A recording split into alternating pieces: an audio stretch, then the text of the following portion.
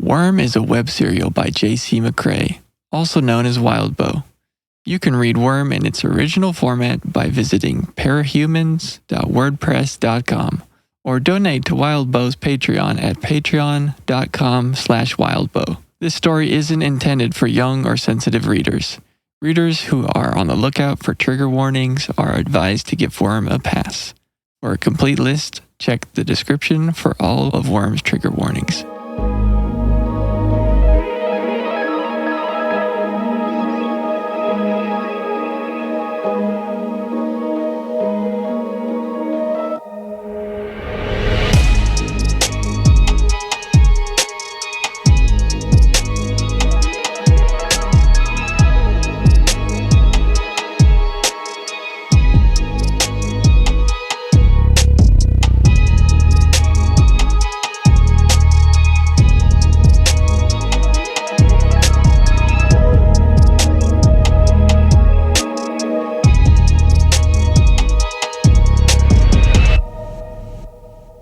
Good morning, Brockton Bay. I want to hit someone. Amen, brother. I love it. Welcome back. Welcome back, everyone. Let's go. Another episode of our Brockton Bay Book Club. And we are finishing up Arc 5 today, concluding this exciting chapter. We really had too much to say, so we had to split it up. Welcome back to everyone listening along with us.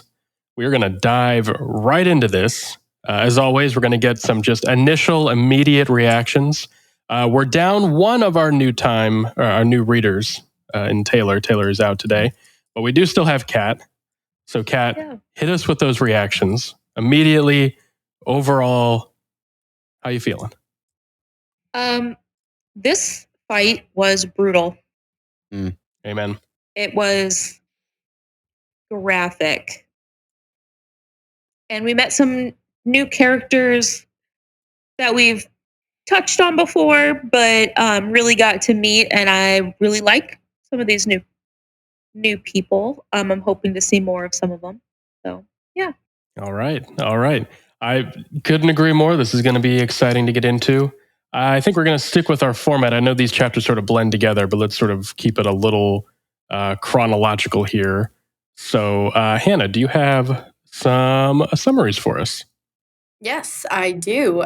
So we're starting here with 5.5, the second half of the arc, with preparation for this kind of conglomerational group effort of the raid of the ABB warehouse. So we're kind of seeing a little mix of the groups here and some interesting mashups. All right.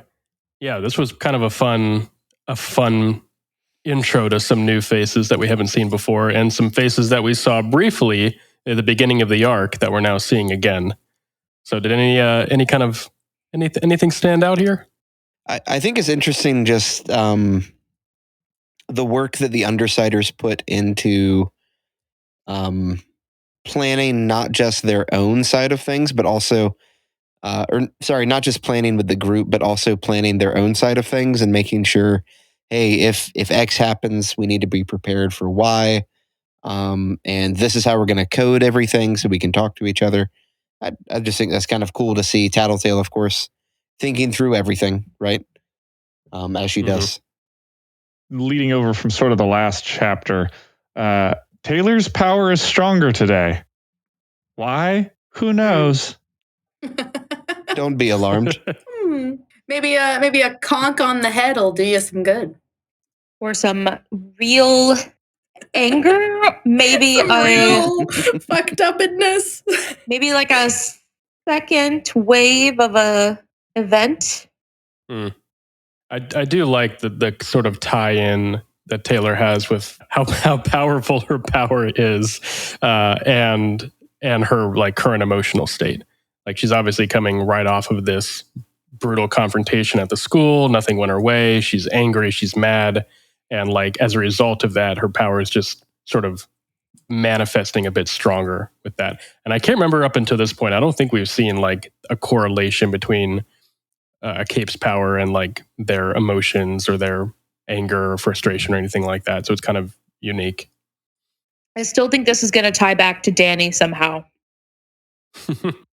I think there is something genetic, emotionally, that she's going to learn about when she finally reveals that she's a cape to her dad. I'm looking forward to it. And her dad finally reveals that he is, in fact, defiant. They both have secret identities they've been keeping from each other. He just goes, who? We'll see. Save it for the predictions at the end here. You never know.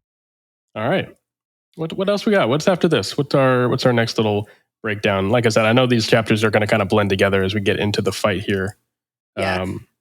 I'll kind of combine 6, 7, and I guess 6, 7, 8, and 9, I guess, which is the main fight section. Mm-hmm. We have 5.6, attack planning, the beginning of the raid. Surprise! Oni Lee and Lung are there. Huzzah! We love that. So fucking terrifying. The fight with Oni Lee is 5.7. And we kind of get to see Oni Lee, a little bit more of his powers there. 5.8, we have going into the warehouse, trying to get Neuter out and finding Lung. Delightful.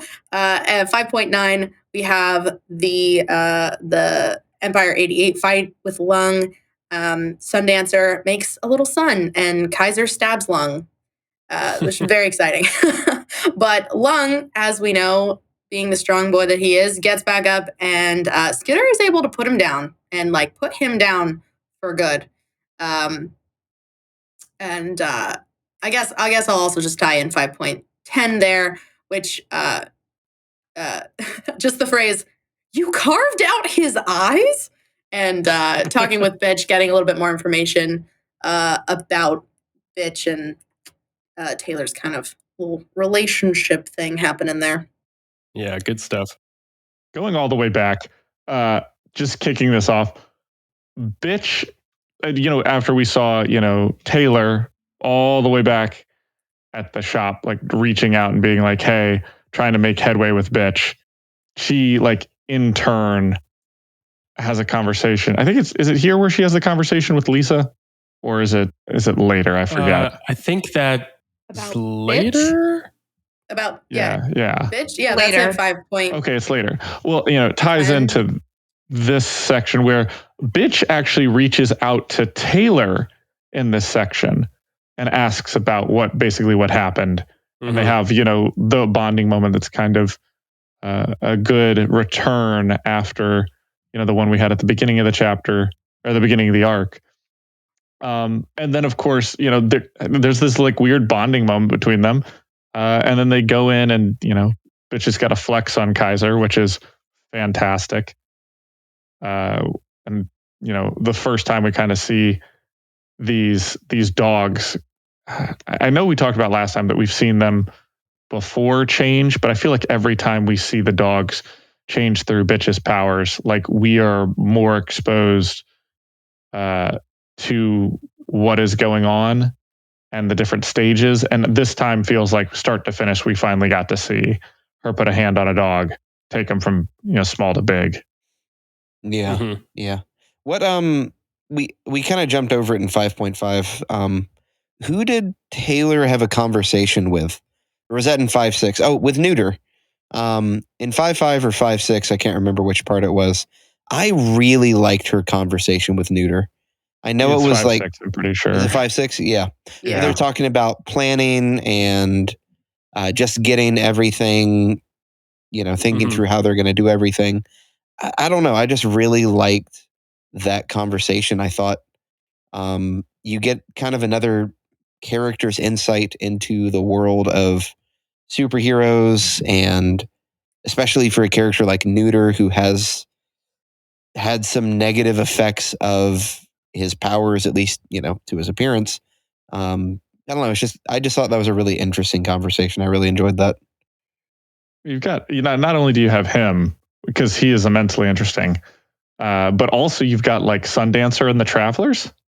yeah, that's who it was. Talking Also with about the their drama. Sundancer and the Travelers. Yes. Yeah, it's a fun group because you have Neuter, Sundancer, Kaiser, and Bitch, along with Taylor, of course. And so and Fenya and Menya. and but Fenya and they're, Menya. they're just arm candy, as we shall soon see. As he calls them, the girls. I'm like, oh my God, I cannot.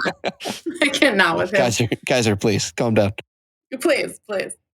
Yeah, something I really like seeing is the way that other groups operate and kind of having this little mashup here of a couple different groups being put together, seeing the way that they kind of are forced to interact. Like, I love the little where Kaiser is like, all right, we're doing this. And Bitch is like, well, we're not doing that. And Taylor's like, we're not splitting the party. Can we please just focus? And Kaiser's already gone. He's already walking away. Yep. He's like, well, fuck you. I'm gonna go do my thing. Oh, we can't forget. I'm gonna do what I want. I'm gonna do what I want. We can't forget also with this party, because they're so forgettable, but so important. We also have the two soldiers. Yes, from Coils. Coils These group. like Coils, man. sniper soldiers that are just like So can we just Down acknowledge and real dirty, quick, ready to go. Caller and the Waka Baller. yeah. since you brought it up, we have to acknowledge that these are the true protagonists of the story. The soldiers. I mean, These just talk about normal guys. These Oh my gosh. normies. My God. I love their inclusion in the story because it's such. I mean, talk about overdone tropes of like, the red shirts or the stormtroopers or whoever unnamed sniper number 4 is, who gets blasted the first time they go through the door immediately. And here we have two well-armed, well-equipped, guys with no visible powers that we're aware of. I don't think it's a spoiler to say they don't have any powers, but holding their own in this fight the entire time. Like, what a fun spin on that trope. And it's really so fun to watch. being crucial to the fight too. Like, Oh my gosh. one of Yes. they saved Oni Lee's life, or not Oni. They saved Neuter's life in a couple different ways. Mm-hmm. Like multiple times. Yeah, just incredible. Just seeing them. Yeah, exactly. Yeah. Yeah, I mean, I was just gonna say they are the reason that Oni Lee bolted.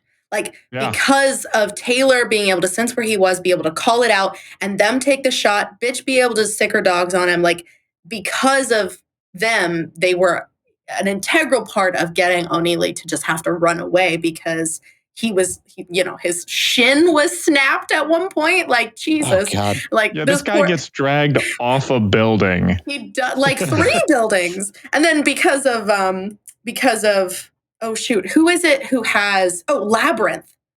Can't forget about Labyrinth. Yeah. We keep forgetting about groups, people in this group. Yeah. So it's such a bigger group than I anticipated. Yeah. Because it's Labyrinth and Neuter. Just to go through the groups, it's Labyrinth and Neuter from Fault Line's crew, Skitter and Bitch from the Undersiders, Kaiser, Fenya, and Menya from Empire 88, and Sundancer from the Travelers, right? Correct. And then soldiers from Coil. Yes. Don't forget about the soldiers. How many is that? Is that 12? 2, 4, 6, 9, 10. 10? I think it's 10. 10 sounds right. Did we count Kaiser and Fenya and Menya in that? I tried to.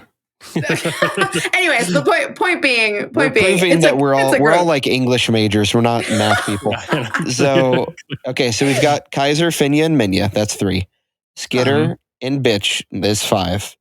Sundancer is 6. Labyrinth and Neuter makes 8. The 2 soldiers makes 10. Okay, so 10. And we're not missing anybody else that we're going to remember at a later date. What about Brutus, Judas, and Angelica? I was about to say, we gotta count Brutus, the dogs. Judas, and Angelica. 13. That would be 13. Lucky number 13 there. They always come in so handy. Significant pieces of the fight. They are. Absolutely. I mean, you're not wrong. I mean, Kaiser's got his bitches. Kaiser's bitches and bitches? Which, question mark? Speaking of Bitch and Kaiser, though, I did really enjoy. Bitch's little power play where like Kaiser's like, all right, everybody, here's what we're gonna do, and then she just like gets up on the dog. I think we already talked about it, but just again, it's just great. It's a great moment. It's great. It's a good moment. Yeah.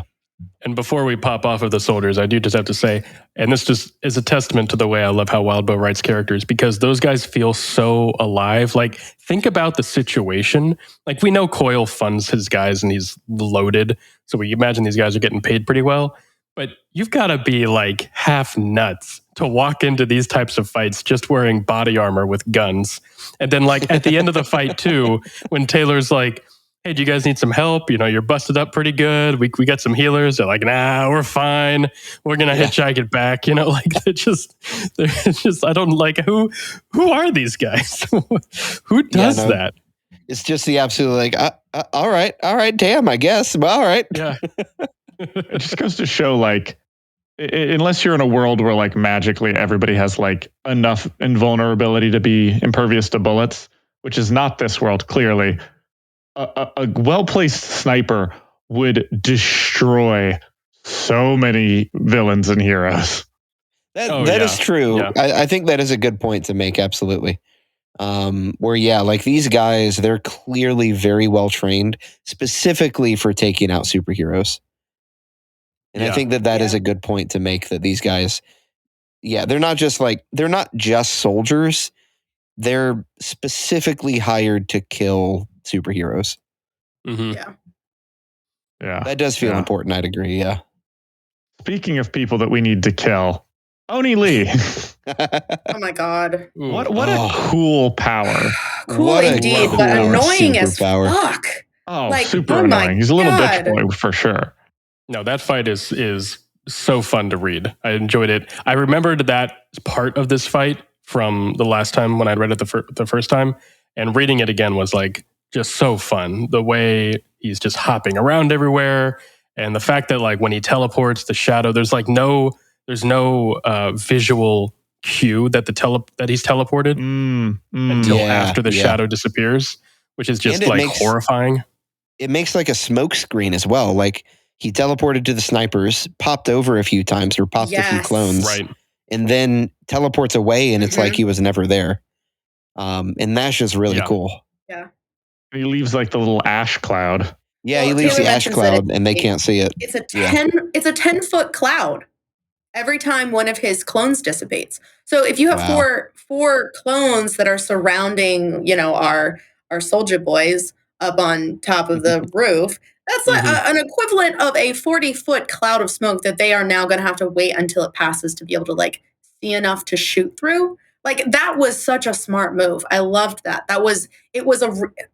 Something I really love is like, you don't necessarily, well, of course, Oni Lee has a very cool power, but like the idea of utilizing your power in weird or new ways to be like, okay, so yeah, sure, I can blip in and out all over the place, but being able to use your doubles as like a smoke screen like that is so cool, and it's so unique. Yeah. Because we've seen the teleporting power, a bazillion times. We've seen the Nightcrawler, what was that other movie? Not Loop, Jumper, and that's kind of a cool power on its own, but then adding the like clone that kind of acts on its own for a few seconds before it dissipates. Ooh. Yeah. You get real fun with that. Yeah, it's a really neat idea for a superpower. And the way he uses it too, like he gets Taylor in a like a, I think she says like a messy chokehold. And then, I mean, he's about to kill her, and he would have had someone else not stepped in. So the ability to not just teleport away from danger, but to use those clones in creative ways like that, where it's like, I'm going to teleport behind you, hold you, teleport away, but my clone's going to hold you for 10 seconds, and that's enough time to kill you. Like, that's just really neat and scary. I forget if that's the part where like he throws the knife and it catches in her lens. Like, she gets hit in the head with something. She thinks she didn't get hit.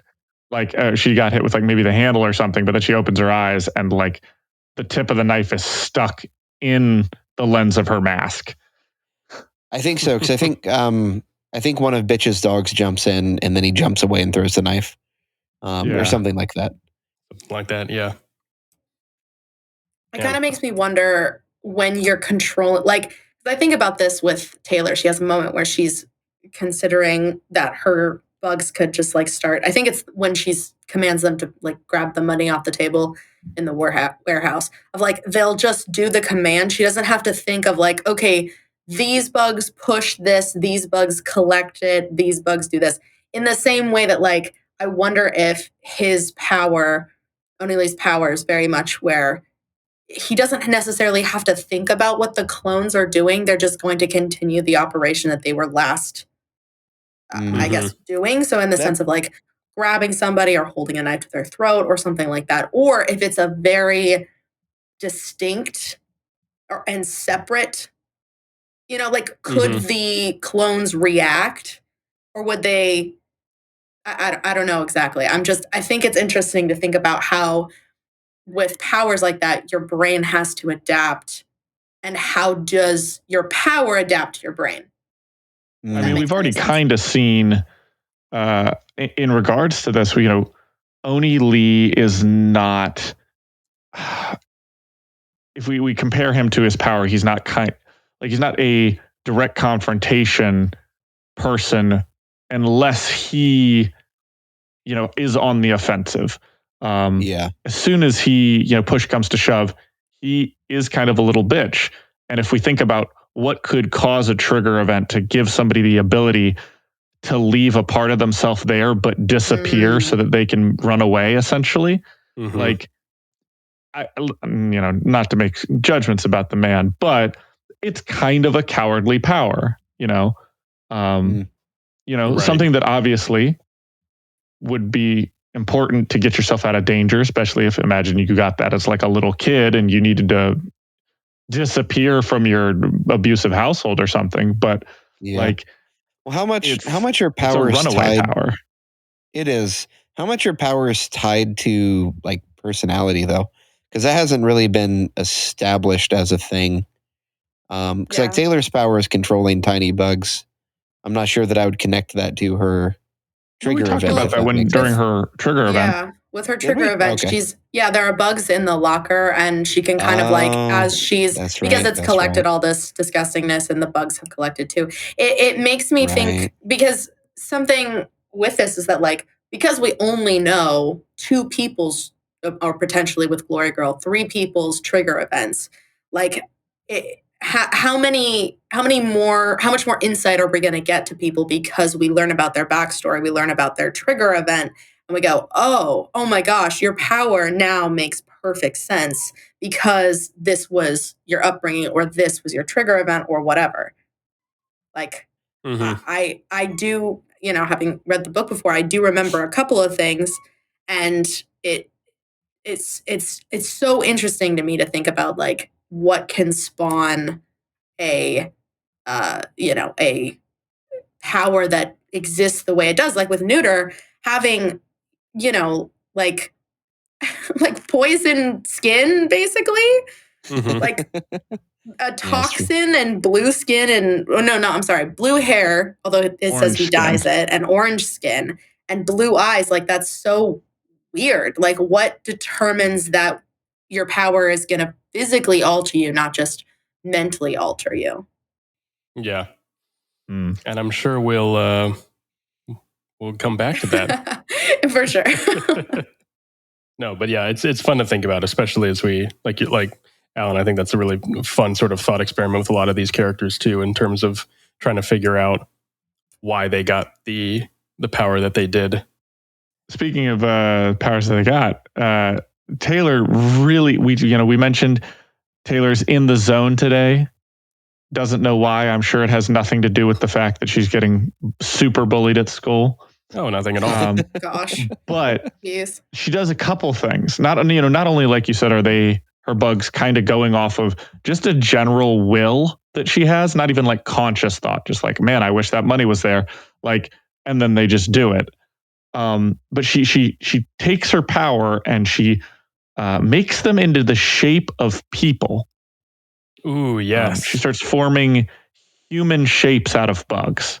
And she's just, she mentions a few times, like her power feels like it's got a bigger range. She's not having to actively think about it. She is in the bug zone. Mhm. And she's In the kind bug of zone. I like that. in the bug zone. And because of the situations that she's having to go through, she's developed sort of, what we call like a new power. It's not really a power so much as like, when Spider-Man figures out how to use turn his webs into like a hang glider, you're like, oh, that's something that's going to be useful forever now. Mhm. And in this case, he's able to make bug people. And honestly, bug clones, if you will. it felt very anime to me, where it's like, oh, just train harder, and your power evolves a bit. Where she's been going out, she's been flexing her power, she's been doing work, and she's getting rewarded for it. She gets more range, she gets more ideas. So yeah, it's fun to see how that kind of evolves a little bit. Something I like that we're getting to know about the capes in Brockton Bay is because we know what people can do. If you see a power but you don't necessarily see the cape behind it, you can make an educated guess about what cape it is. And I have to say, when there's a part where I think it's just Taylor and Bitch, but they're running, and all of a sudden, like, the ground is kind of disappearing. There's like, basically everything is becoming really weird. I had this thought where I was like, what the fuck is Vista doing here? Like, why is Vista all of a sudden in the middle of this thing? Because I was like, oh yeah, that's what Vista does. She like shapes and restretches and kind of folds the environment around her to make it harder to go wherever you need to go. And I'm kind of in this moment where I'm like, okay, Vista, that's so random. I remember Vista being part of this fight. Like, that's what the heck. And then all of a sudden it's like, oh, it's Labyrinth. And I was like, oh shit, like that's so interesting. Like, okay. And I love that, like, my brain is already making those connections of like, oh yeah, it's gotta be Vista because we know Vista.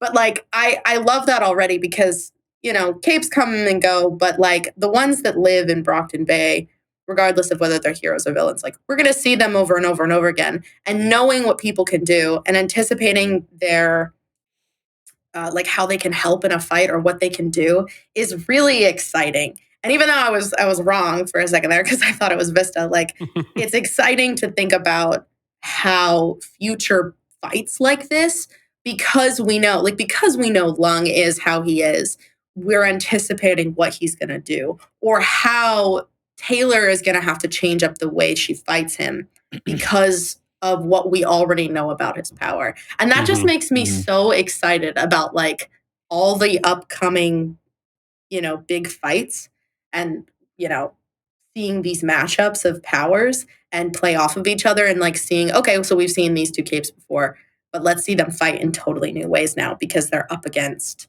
different opponents, basically. I just loved it. I think I mistake Vista for Labyrinth. Every single time I read, it's just it's just real bad. Labyrinth is nonverbal, right? I know, but I don't know what it is about this time, but this is the first time I've read this series and finally separated the two in my mind. Speaking of interesting powers and the way that people use them and learn how to use them, I do really like how like you take someone like Neuter, like we mentioned, who his power is kind of that's a bit of a weakness in a way. Like, who wants to be the guy who nobody can touch, but you take that power and the way he uses it to turning his bodily fluids into psychedelic medicine, which is just gross in the best way. I kind of love that. And it's like, you just see him, he's kind of jumping around from person to person and I just imagine sticking his finger in their mouth. Like I can't imagine anything but that of him just like, no, he jumps on your face, sticks his finger in your mouth, and then you have the best dream you've ever had in your life, Maybe he just gives him a super wet willy. Yeah. No. Maybe it doesn't have to be the mouth. Maybe it's any hole, you know? Yeah. Well, Just it's his skin though, right? His like Yeah, saliva. yeah. So technically, he wouldn't just even wipes have his to. finger under your nose, just like under your Yeah. nose, and He like flicks a booger at you, oh man, hawks a loogie, and all of a sudden Ew, you're gross. like off in dreamland. Neuter's like the definition of making the most out of a bad situation. exactly. Like, he was dealt, as far as we know, dealt a nice hand. yeah, until we get to the interlude, at least he's dealt the worst hand we've seen. And then, but still, he's really positive. He's really optimistic. He's having a good time. Like he's just kind of enjoying life, which is Very happy-go-lucky. Yeah, exactly. Just kind of a fun comparison or contrast. I love to see a guy who's just having a good time. Yeah. And like I think Taylor says, she makes a comment like, "Oh, underneath the like weird orange skin and the blue hair and the blue eyes and the tail, like he's a really good-looking dude." And like I always think about this with. Because I'm a smut reader myself, so like I'm always like, oh, and we got some sexy scenes going on. But like Taylor's in high school, so but this and thought so of is like Neuter. Keep that in mind. and so is Neuter. Yeah, these are these are fucking children. But kind of that thought of like she sees that there's a good looking guy even past the weird outward appearance there. But like, how do you have a relationship with anyone when your skin to skin contact causes them to crazily hallucinate and go on a weird acid trip? Like, it makes me wonder, especially with the interlude, which we'll talk about later, of course, is very much of the thought of how lonely it must be. You know, where having a power like that completely transforms your life. Taylor can hide what she can do. It's very easy for her to hide it. But someone like Gregor or like Neuter, being able to hide that is impossible. Yeah.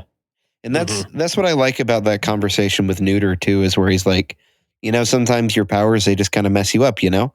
And he says that like Taylor understands, like she too is messed up in some way. But I love later when she like checks in on herself, she's like, Tattletale, is there anything wrong with me? Like, just let me know. Am I broken? Like, am I broken in some way? And Tattletale says no, but Tattletale's not omniscient, right? So it's kind of this idea of like, trauma affects people if nothing else, and a known liar. I was about to say she tends to keep her cards pretty close to her chest, and like, if there was something wrong with Taylor, like, would she say? I don't think she would, because she explains why she doesn't say what they would say to Bitch or to Rachel. Exactly. You know, like why would they tell her? So it's kind of the same thing where it's like, oh, this is really interesting, and you start to wonder again. This is kind of an English teacher thing, but whenever you have a first-person story, you always have to ask, is this narrator reliable? And we already kind of know that Taylor, not that she's unreliable, but she does things without realizing it. Like when she hit Emma, she's like, I hit her? I didn't even know I did. And so it's just that whole conversation is so interesting to me, that part where you see, these people got the short end of the stick, you know? And that's just the way it is. I think it was in our first episode when I think it was you that mentioned the idea of Taylor being an unreliable narrator. And I have been reading with that mindset this entire time. And it really does sort of change the way you'll read these conversations and interactions in terms of just kind of keeping everything in that context and framework, which is absolutely true, which is it just makes for a lot of really fun sort of reading into these moments, into these conversations. Perspective. Well, let's jump over from Oni, Lee, and Neuter to the villain of the hour. As I think it's the next chapter Lungs got wings. Lungs got wings. He's a dragon. Dragon. And I like how she's like, not like feathery wings, you know?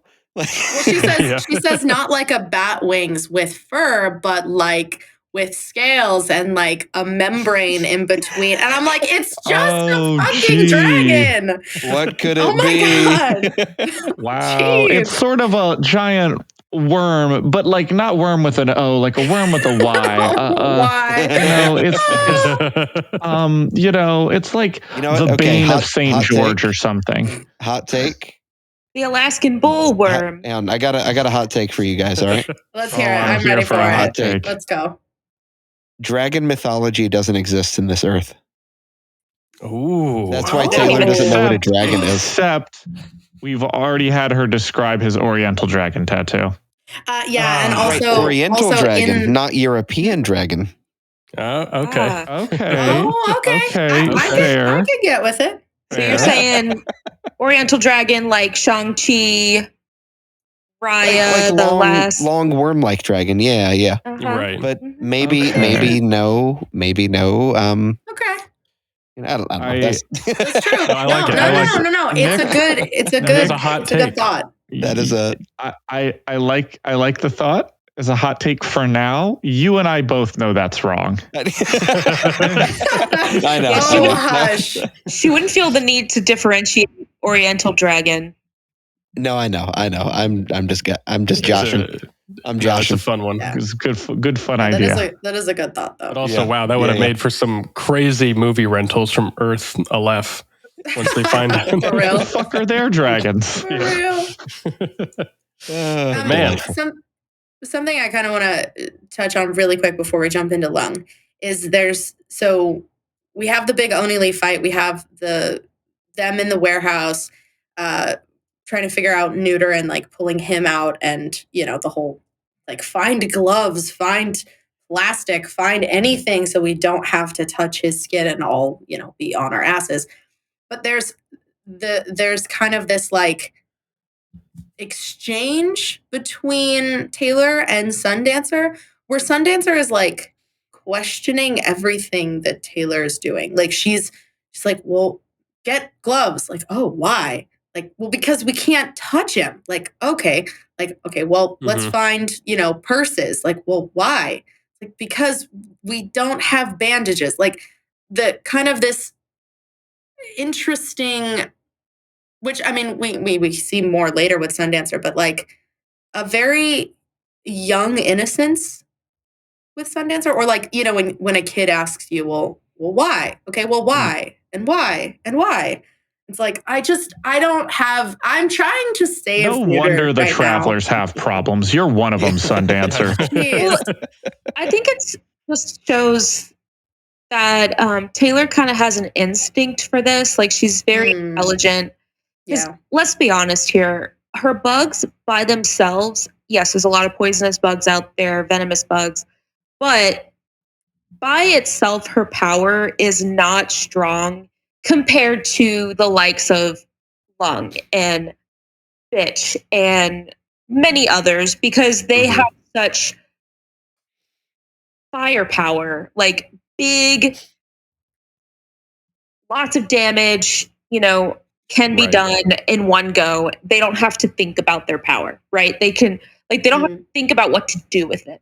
Whereas she has to really think about what to do with her power, and then also think about what to do in these situations. Like she's been preparing for being a superhero this whole time. And with that, she took the first aid class, and she's been, and it's really like paying off for her. And you could tell like as much time as she spent alone kind of going through these scenarios probably in her head. I know I'm not the only one that kind of makes up disaster scenarios in my head while I'm driving home from work and kind of dissociate the whole time. Yeah. And what would I do if I get into a car accident, or I see a car accident? Would I, all of that. I just feel like she's so intelligent. She handles all of these situations very well. And like she has a handle on like what to do next before anybody else in the room is even thinking that. Yeah. And it doesn't just play out with her like first aid response, but it's also her strategy. We see that with Oni Lee. Yes. She noticed the bugs were teleporting with him. And she's, same thing with Lung, as we get further in their fight and how she actually ends up taking him down. It's not her bugs that defeated Lung. It's her intelligence that defeated Lung. So Mhm. Yeah. that's Yeah. my rant. Very much so. Yeah, no, Yeah, very I cool. agree. Very good thoughts. Also, with that fight too, let's just talk about cocky ass Kaiser for a second. Oh my God. Jesus. Which I have some such thoughts. it's so telling for the fight, just how everything's going to go down, because Kaiser and Lung have this, walk in, strut off against each other until Lung spots Skitter. And then he's like, I don't give a fuck about White Boy. Yeah. Yeah. No, very much so. Yeah, it sets it up like this is going to be a great showdown, but it's not even close. And Lung is just done having fun once Taylor enters the room.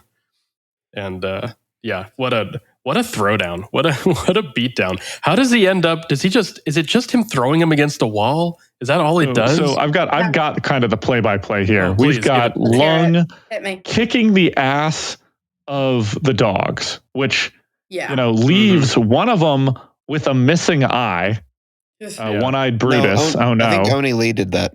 Oni Lee did Did that. Oni Lee do that? Yeah, Yeah. Oni Lee jumped on Brutus and stabbed it in the eye. You're right. Stabbed him in the But eye. he kicks the ass of the dogs, which, Yes. by the way, have been running just absolutely rampant over like brute heroes. So like Mhm. the fact that Lung just destroys them here is telling of like why you have to have a bunch of people go after him. Kaiser brings it down with the ceiling spear. That's just ooh. And then Kaiser, blocks Lung's flames, only for Lung to come out the other side and just, throw him into the wall. And that's kind of what puts an end to it for a second, up until, he's like spearing him from like 10 different ways. But he can't stop Lung. Mhm. And at one point, Lung stabs one of the two, Finya or Minya. Yeah. They're interchangeable, really. With his foot long nails, is like fingernails, claws. He like puts his hand into like Jeez. a freaking stab. Ear. Yeah. A speary. I don't know. I'm making the motion sitting here at my desk like a freaking idiot. But like he basically makes like a karate chop motion with like all your fingers together, your palm flat, and just uses it as a blade to just shrunk right through her. Like, oh my God. It's fucking terrifying. Jesus. Well, and really, so we heard from Taylor that in her research, Lung gets stronger the longer he fights. But we didn't see that in her fight with him because he got knocked out so quick. This is just such a powerful example of that. Of like, okay, now I know what it means that he gets stronger the more he fights. Like, that is really scary what that means in practice now. So it's kind of a cool, just kind of a cool illustration of the power, because we didn't really get to see that before. So Yeah. Got to take him out quick. Oh yeah. Oh, gosh. Thankfully, they have a heavy hitter on the team who finally decided to do something at the end. Oh my gosh, Sundancer. I didn't think I hated Sundancer this much while I was reading it, but just on this podcast, y'all have brought it out of me. Sundancer's, jeez. She has such a cool power. It's like, and I get being hesitant with, how it's a miniature sun. Like, Jesus. But still, like, Look at come the on. radiation. Yeah. God damn. Is that the real power? Is you just all get cancer? You just all get cancer. Oh my God. Instant It's sunburn. like, oh man, there's that famous clip from the Harley Quinn show where it's like, what'd you shoot me with? And the other guy's like, oh no, Todd, it's the cancer ray. He's like, Harley Quinn, you gave me fucking cancer. Oh my God. That's kind of how it feels. Exactly. Exactly. Jeez. Well, I mean, it melts the asphalt. Like, we're not talking about the heat that's coming off of Lung here. We're not talking about breathing fire. We're not talking about a ball of flame. We are talking about shit that is turning the asphalt to tar. Like, oh my God. Yeah, this isn't like I cast fireball into the room. Yeah. This is I melt the room. Like it's an insane a amount burning of heat. star. Like, if anything, it's more closer to a burning star in the. Oh my God. Yeah. But then, so I kind of get why she's hesitant, because it is this feeling of like, are you sure? Like this is like this is like when you have a spell in D&D and you're like, look, this is my 1 5-level spell. We don't use this unless we absolutely need to, and a lot of people are gonna get hurt. So like, if you want me to do this, sure, fine, here we go. But like, you better fucking run, because if you do not want to get caught in this, like, you will get melted like a popsicle on a hot day. Exactly. To end it off, Taylor, of course, confronting the big bully that Lung is, and kind of being a little, like, I don't know, really confident in herself compared to their last run in. Just don't underestimate me. Gets the cockroach in the eye. That's good. Let's fucking go. That was good, man. Talk about people utilizing their powers in ways that is incredibly creative. Like, that was so cool. I was reading it and I was like, wait, what'd she do? Wait, what'd she do? Wait, he's down? What happened? What'd she do? Because I was like, it's such a good thought. And I don't think I would have had and I consider I'm a pretty smart cookie, but like, I do not foresee myself, should I have had Taylor's powers, to foresee that as being an issue and being like, yeah, let me real quick just slurp up some of that toxin on a caterpillar, and then have my cockroach carry around a caterpillar soaked in toxin to shove it, or whatever it was. Like, geez Louise, that takes an immense amount of foresight. Well, I think it's not just foresight. I don't even know if I don't think it's foresight. I think that it is Taylor's, if we're going to talk about brains and how they get rewired with powers in a second. I think Taylor thinks like an insect. And when we read her, we are getting a fraction of the amount of things that she is multitasking at the moment. I don't think this was a foresight on her behalf. I think this was one of 10 different things that were going on simultaneously. Yeah. And we can't read 10 different things at once, so we get the Taylor version of it. No, I do like that. Yeah, I like that a lot. Interesting. Because nowhere in her running around and not trying to get killed, are we let into that? Right. We're barely let into the fact that she's like gathering up all this money and stuff like that. And she is very much like, she's multitasking. Hey, we got to do this. Hey, we got to manage that. Hey, we got to get neuter patched up. Like, she's doing, 5 things that we see and 10 things that we don't, kind of. And it's not even just like the idea she has to dip the bug in Neuter's blood or whatever it was. Yeah, toxin, whatever it is. But it's like, dip the bug, but also have the other bugs to fly that bug over. And it's like a whole operation of just bugs, each with a different part, like a different role in the whole thing. As she's fighting like herself, it's an insane amount of just of sort of this like almost limited omniscience she has, right? Where just her consciousness is present in her area in all of these bugs, which is just such a fascinating concept, such a cool element of her power.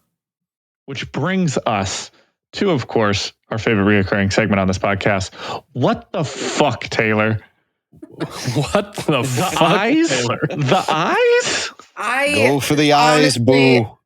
I thought she was going to do something else. Like that moment of realization of like, okay, well, he is going to grow shit back, I guess. So what are we going to go for?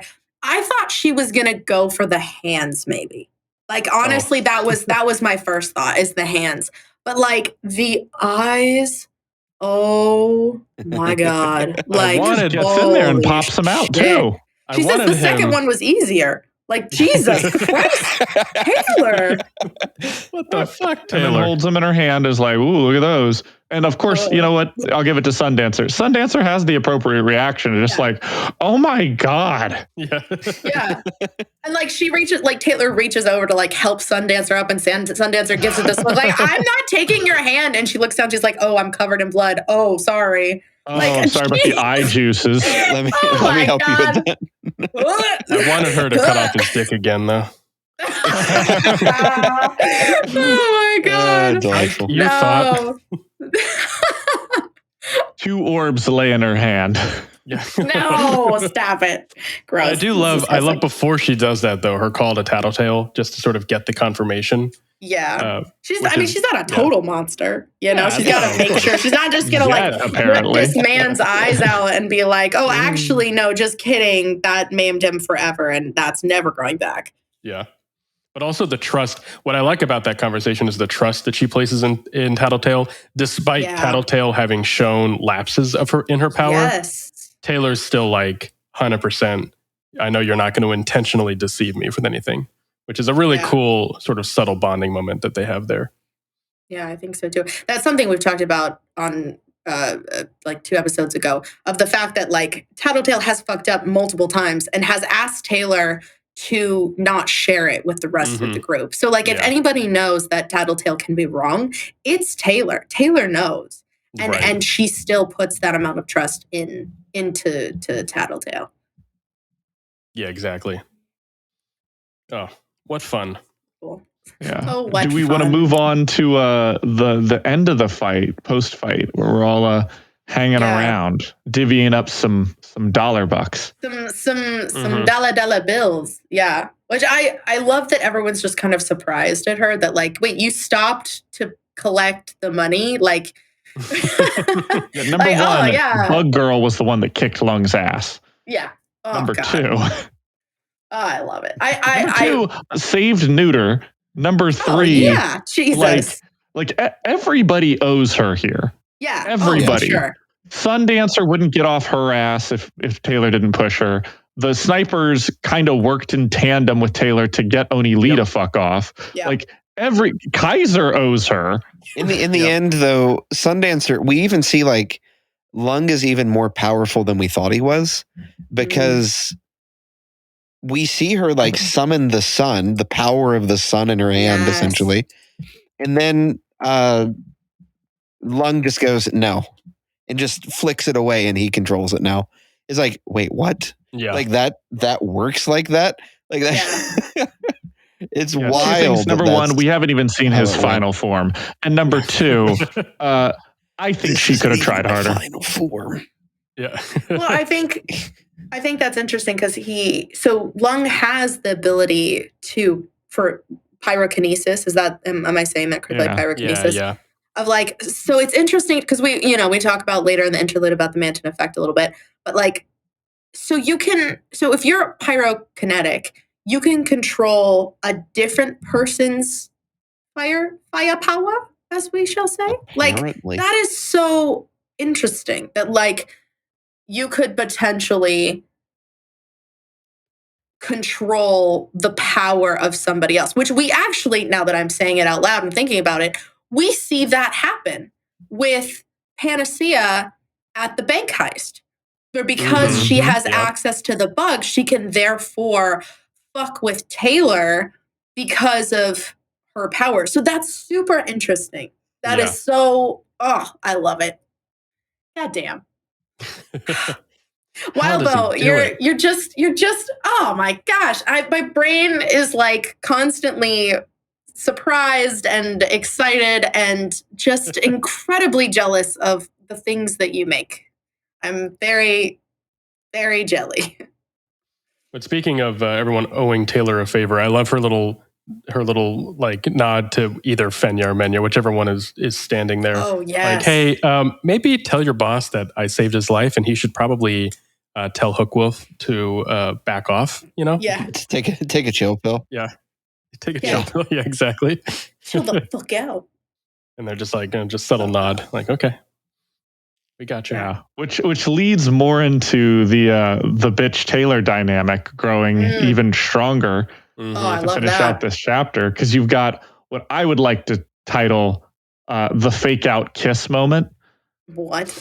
What? So they're talking, and Bitch and her are walking back, having this conversation, talking about the dogs, talking about everything, and they're kind of having this semi argument, and like she's like, "You're cold. Quit being a dick, and like take my jacket." And she like pulls her close. So they're like almost, they're like right up close. And she's like, "What the fuck is about to happen?" And then she throws her jacket on her, and the fans, the shipping went wild. The ship was set to sail on its maiden voyage. Sailed off it went. Oh, I love it. Love it. And then of course she's like, never mind. Yeah. Such a weird interaction. I mean, I love Bitch. Bitch is fantastic, and Taylor is delightful. But them two together is such an interesting dynamic. And it's not the pair you expected, but it's the pair you want. No, it's not the pair I want. Specifically. No. I friendship them. Yes, that I agree with. Because you would be in the minority on the internet, let me tell you. Okay, no, I ship Lisa and Taylor way more than I ship Rachel and Taylor, let's be honest. But Tattlebug? Tattlebug? Oh Taylor's not gay. He has not exhibited one gay vibe this whole time. That's true. I beg to differ. Hot She's Brian at is least hot. given bi vibes. No, not even a little. As a bisexual, I got no vibes from Taylor as being anything but straight. Did your bidar not go off? Nope. I love it. I agree with Kat on that one though. I'm getting no bidar sense tingling with that one. But I just would like to, Jacob, if you could just say otherwise. Jacob, if you could just say what you just said a second ago, could you just repeat that for our listeners? What did I say? That Hot Brian is distractingly hot? Thank you. Okay. Thank you, ladies and gentlemen. Know what? You're not wrong. Hot Brian is hot. Hot Brian is distractingly hot, and I'm okay with that. But no, but with the Rachel and Taylor kind of weird, very weird interaction, especially since we're getting to the end of this chapter here, especially back at the loft. Yeah. It's like they know they're starting to be friends, but they're too awkward about it. It's almost like the way that two people that have a crush on each other act, but not in a romantic way. Yeah. I had to find Taylor wants to figure out yes. Wants to figure out Bitch. Bitch doesn't care, but clearly has accepted Taylor into the fold, whatever that is. The pack, if you will. Yeah. The pack. Oh, so she knows she's part of the pack and sees all these attempts from Taylor, but Bitch doesn't understand Taylor, but Taylor really is trying to figure out how to work with Bitch, and it's a puzzle. It's a puzzle, and she's trying to figure it out. I actually don't think that Bitch doesn't care. I think she, like we just learned from Lisa and Taylor's conversation, that Bitch does not have the same communication style, just the same understanding of intonation and body language as people, because she's got that dog, like that. I have that dog level autism. She got that dog level autism. It's not that Bitch doesn't care; it's that she doesn't want to show if she cares yet. Right. Yes. Yeah. And also, what does caring look like for a dog? Like in her case, it's you take care of your pack, and sometimes that means putting people in their place. Like for her, it's a very rough form of love. Yeah, exactly. Which I did have to find. I did have to find that paragraph just for Alan's sake. When Bitch reached for my face, I startled. She put one hand on the side of my face, and for a fraction of a second, I thought something incredibly awkward was about to happen. Tell me it ain't there. Tell me it ain't there. Oh my gosh.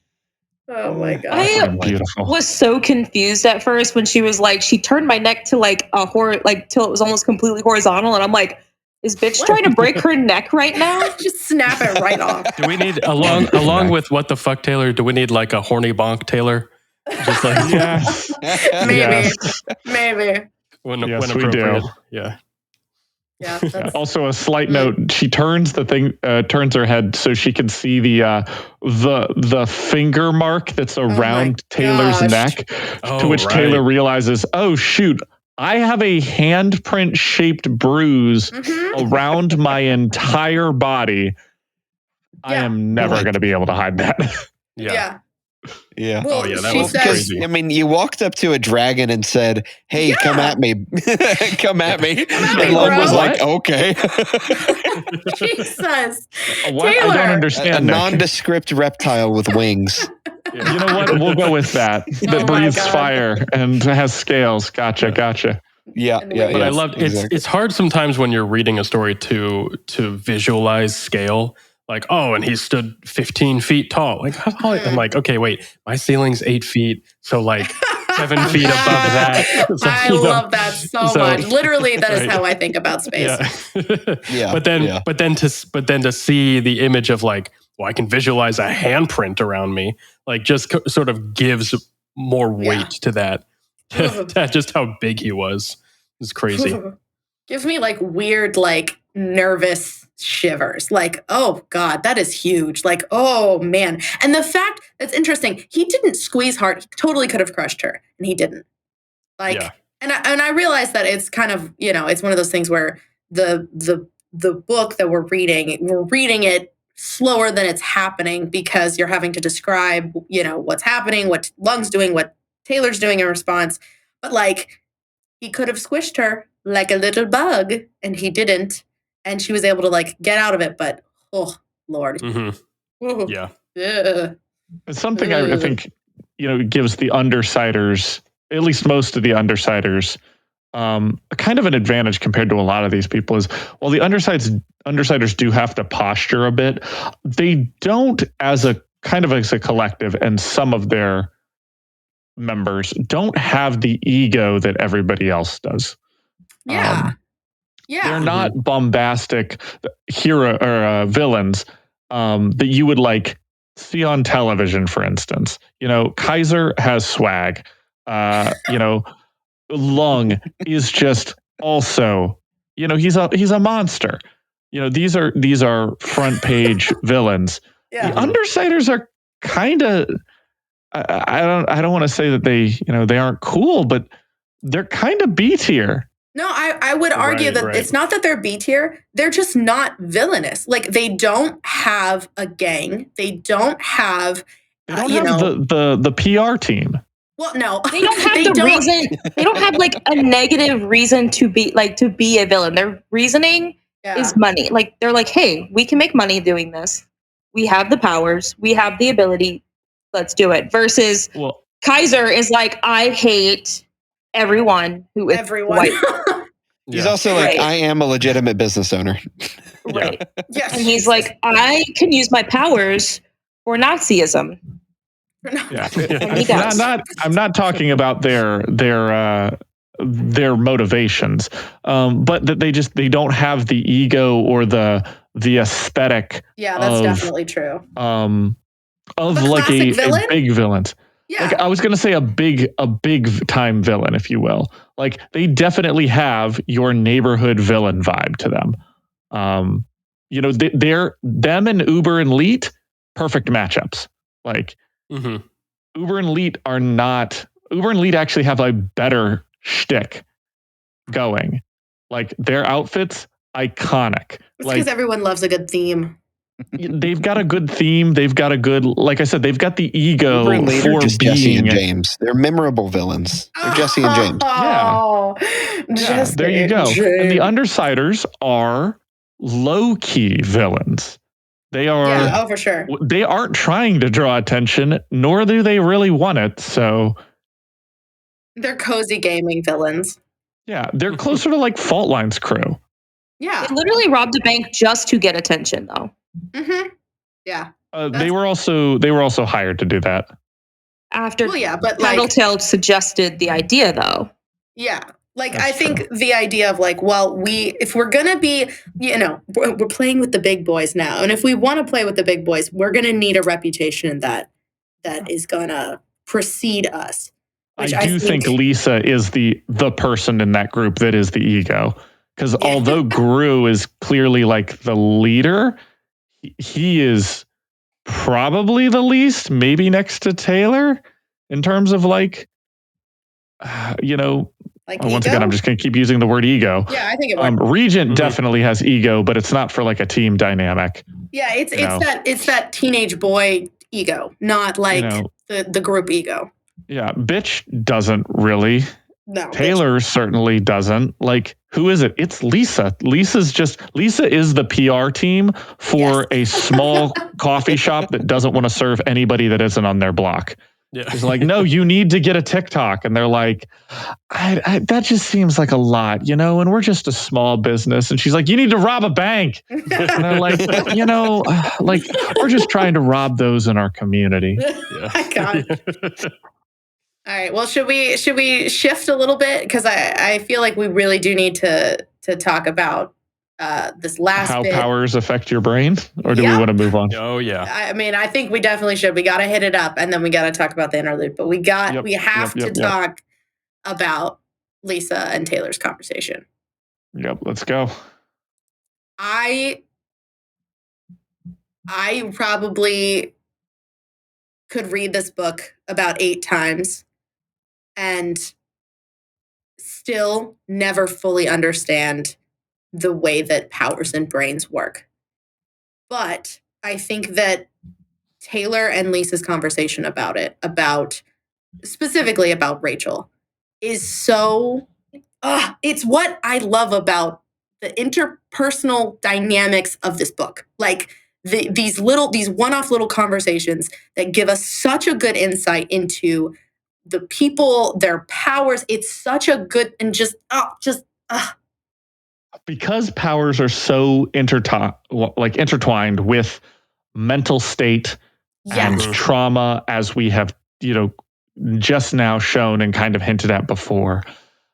His ability to talk about just, thinking, thoughts, how different people perceive things, trauma, therapy talk, like all of these things, kind of emotional intelligence. Yes, like, yes. My favorite thing, among many favorite things, about Wildbow is he writes emotional intelligence into his stories, and even books that I love and enjoy the characters don't have that. I have yet to read a good book where characters are making emotionally healthy, positive decisions to try and better themselves.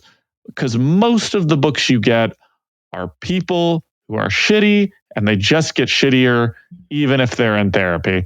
And his book is, here are people trying to get better, moving forward. And for a lot of people, I know that's not melodrama, which is like what I see in most fantasy novels, especially YA fantasy. And it drives me up a wall because my autism is like, why don't those two people talk? That seems really dumb that they don't sit down and have a conversation. Right. Well, guess what? Bitch and Taylor just sat down and had that conversation. And from that conversation, she turns around and has another 5-minute conversation with Lisa. And by the end of those 2 conversations, she has finally figured out, oh my God, here's how I need to work with Bitch from now on. Yes. And I love, because I think back, and I know I wasn't here talking about it, but the very first chapter of this arc where Brian grabs Rachel and he throws her up against the wall, and they have this very much of a physical power struggle moment. Knowing what we know now, it makes so much more sense of like being able to connect with Bitch on that level, because that is the aggression. That's what she's going to understand because of like I'll call it dog brain, but like because of the dog brain, the pack mentality of like how she can or can't read body language and tonal intonations. Like it makes it so much better because we know now.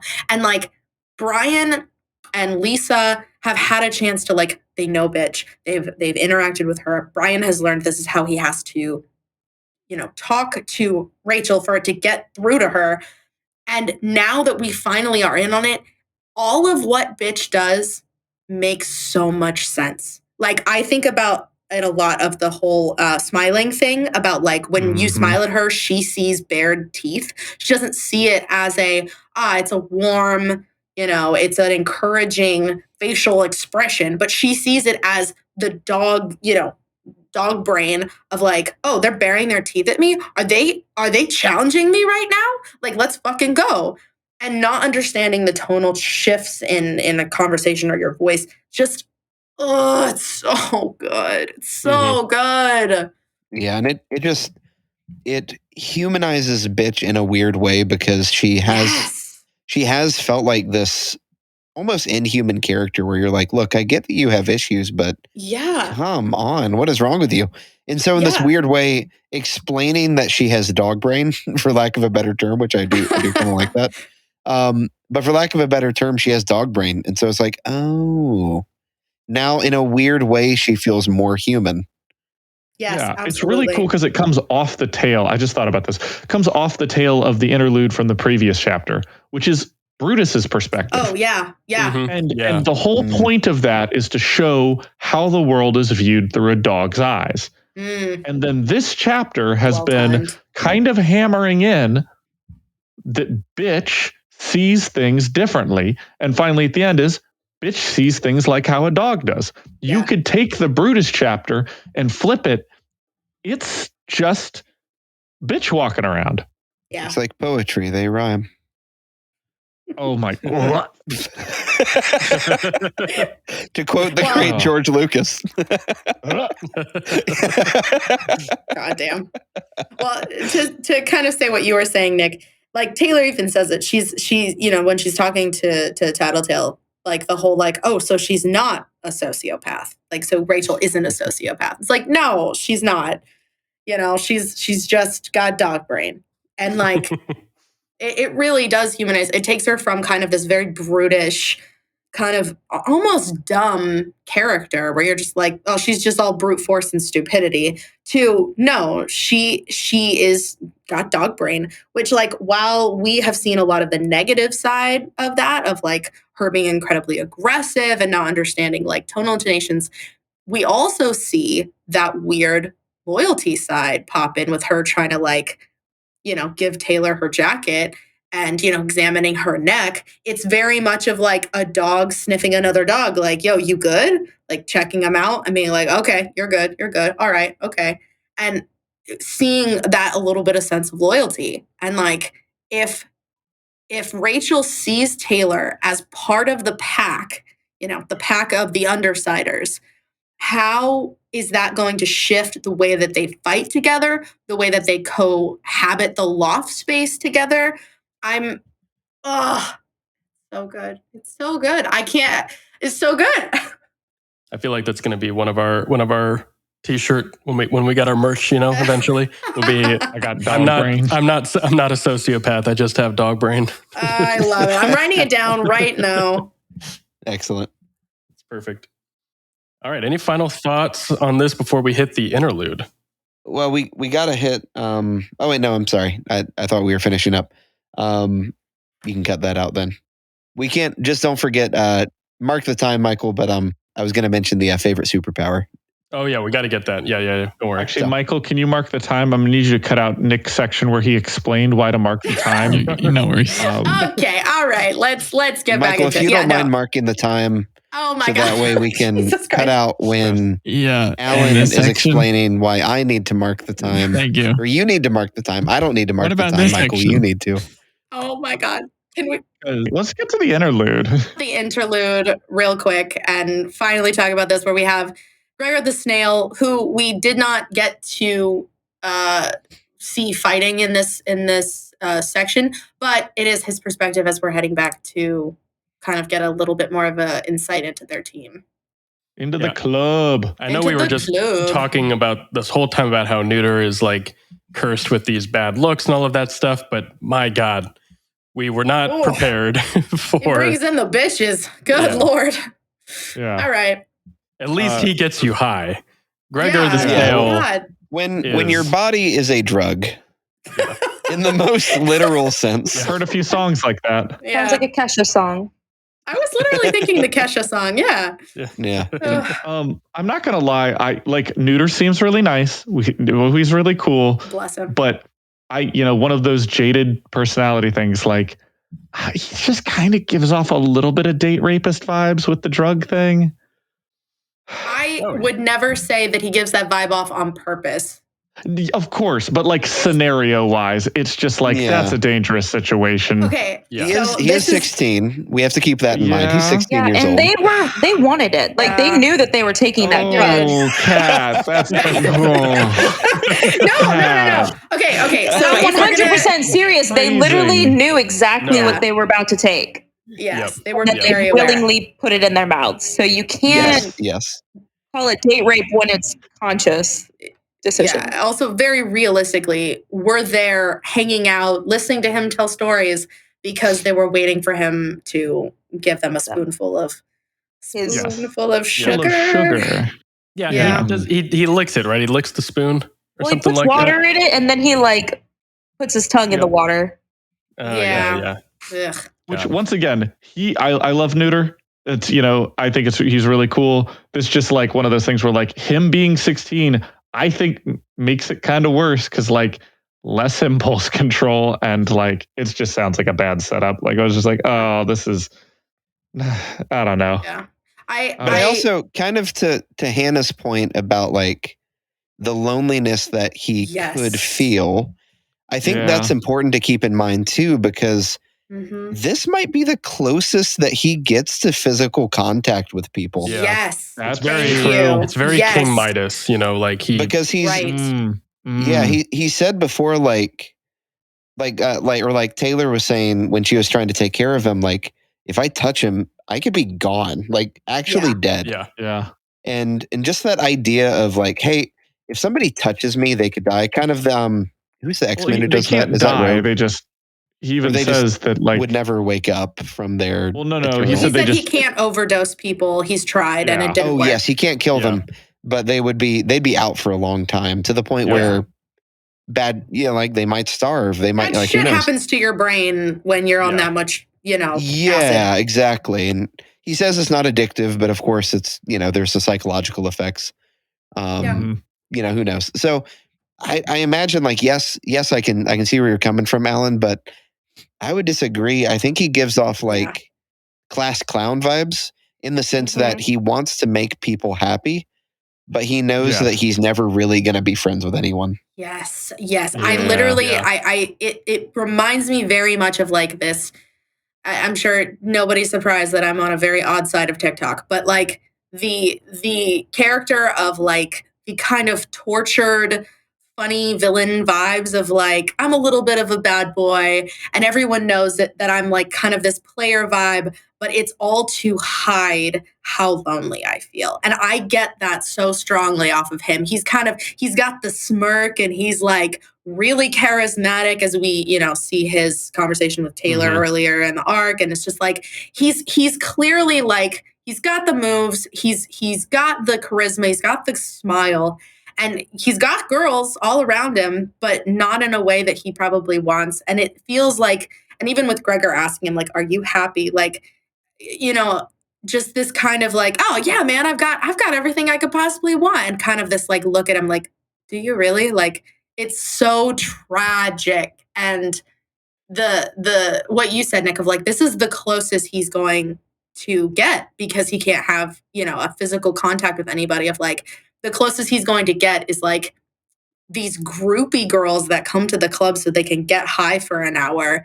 And, so they have to listen to him talk about his, villainous tales or whatever. But then like, yeah, it's cool. It's all worth it because then I can get whatever drugs the drug that I want and pass out for an hour in a booth somewhere. Like, yeah. And you get the sense that like Gregor, who's older, gets that, but he's so young and he's like, no, this is cool, man. Like, sure, I can't do anything with him, but it's cool. He's figured that out yet. Gregor, like, that's why I think Gregor asked that, and that question is so like, are you really happy, Neuter? And he's like, yeah, of course. Why wouldn't I be? And he's just like, right, all right. You know, give it because another 2 years or so. Yeah, Well, you'll get tired of this. Well, I mean, I think with any teenager, introspection isn't really a thing. So, like, Oh, of course, or not very often a thing. Yeah, But like in that that's sense true. of like, he's not necessarily aware of how lonely he is because he has all of the things that a teenager would want, you know, and with time, you know, and some introspection, kind of that loneliness could potentially become more apparent. I think when I said it was talking about like the vibes he give off, there was a bad characterization on my part.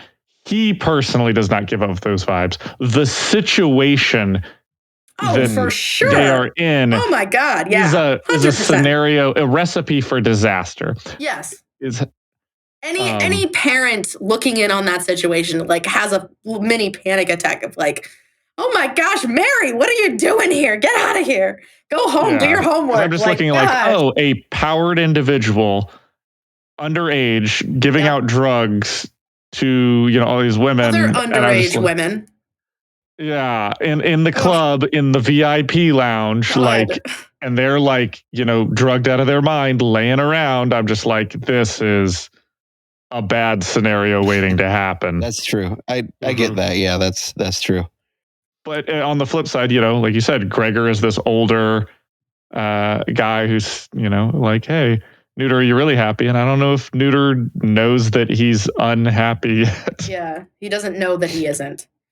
Also, not to downplay Gregor's situation, but the man is living my dream introverted life where if I had $1 million, I would just be like, let me hire this random person to go down to the store and get me a coffee because I don't want to leave my house right now. Oh my gosh, I love it. Again, it just, when COVID hit, it was the best thing in the world for me.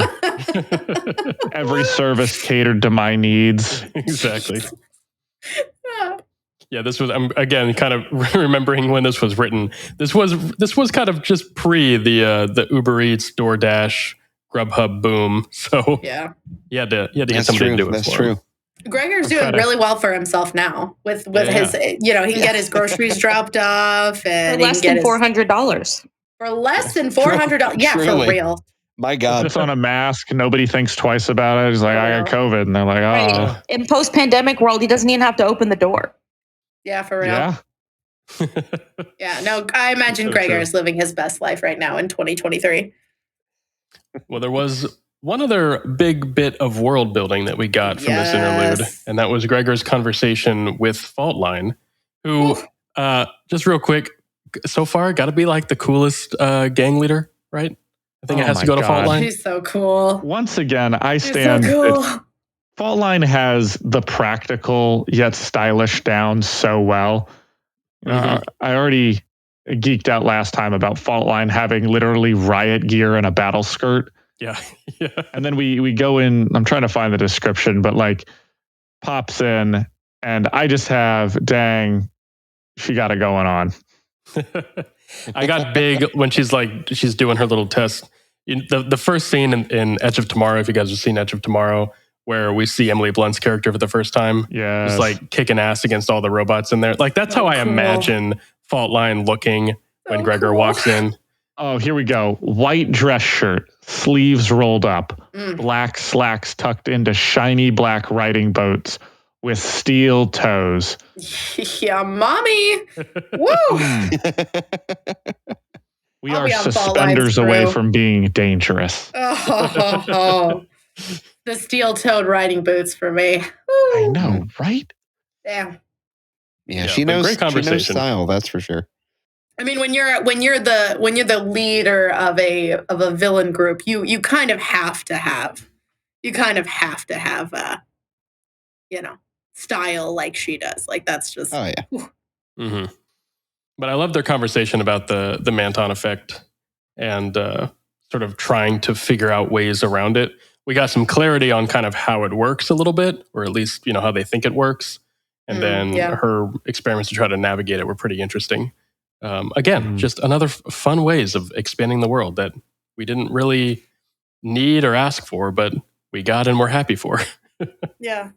Yeah. And to add to all of the mysteries that we have to solve, Right. we now have the mysterious organization. Yes. Yes, the upside down omega symbol. You- The stylized U Yeah, the is stylized how U they is describe called. the symbol. Yeah. And yeah, the two bits of world building there with the character named Shamrock, who apparently has some kind of luck based power, which that alone is just always a fun power to imagine. I love that power. And then the other one, how they talk about the dealer and how somebody said you could buy superpowers, which is really interesting because so far in the world, we only know people getting their powers through, we don't really know where, but they have to have a traumatic event and then they get powers, right? Yep. So Exactly. this idea that, oh, you can buy powers and drink them? Yes. Interesting. Maybe. We don't know if that's true or not yet. You know, it hasn't been confirmed, but that's the theory. One more thing, too, about that conversation. There's also the talk of second trigger events. Yes. Oh, yeah, they do mention that. Yep. As an idea of how maybe you can get past the Manton effect. Right. Mm. So basically, which is, again, I just love Gregor. He's a great character. And I just love him being like, maybe I can help my boss. What's the best way to help her? What if I try to kill her or act like I'm going to? Let me just climb on top of her real Try to quick. kill her. Jeez. Oh, yeah, that was funny. Didn't work. Didn't work, time. No. And she was like, Next time, like, indeed. what were you hoping would happen? He's like, I don't know, maybe cut off my arm. I'm sure it'd be fine. Yeah, he's like, if I did figure out how to bypass the Manton effect, do you think you'd still be standing? Yeah, I know, that's like, great. Man, anything for my best bud. Yeah. My best bud All right. one. Let's quickly do favorite powers because we got a diverse selection here. What's everyone got? Neuter is my pick for this That's one. I love it. I'm such a fan.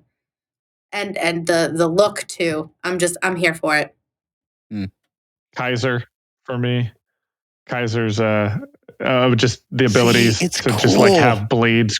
The blades just growing, big blades, big old blades just growing out of everywhere. Disavow everything he says in this arc.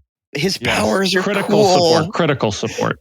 Yeah. I mean, yeah, there's a reason he's leader of Empire 88. Yeah. Like his power is very cool. He's just standing there, hands behind his back, and there are just blades coming at it. And that's everywhere. What I love too. It's not like that's the thing. That's the difference too with him. I think that's why I think it's so cool.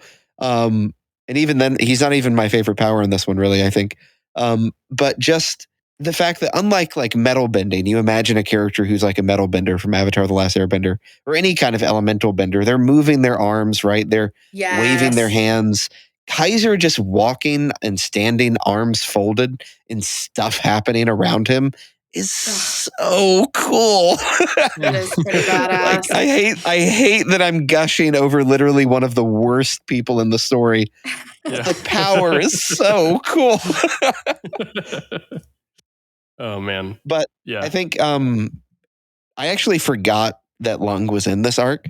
And again, I've forgotten most of the middle of this book. I just remember like highlights. So for me, Lung is actually one of my favorites in this, only because again, I just keep coming back to this idea. He gets stronger the longer he fights. And obviously he's transforming.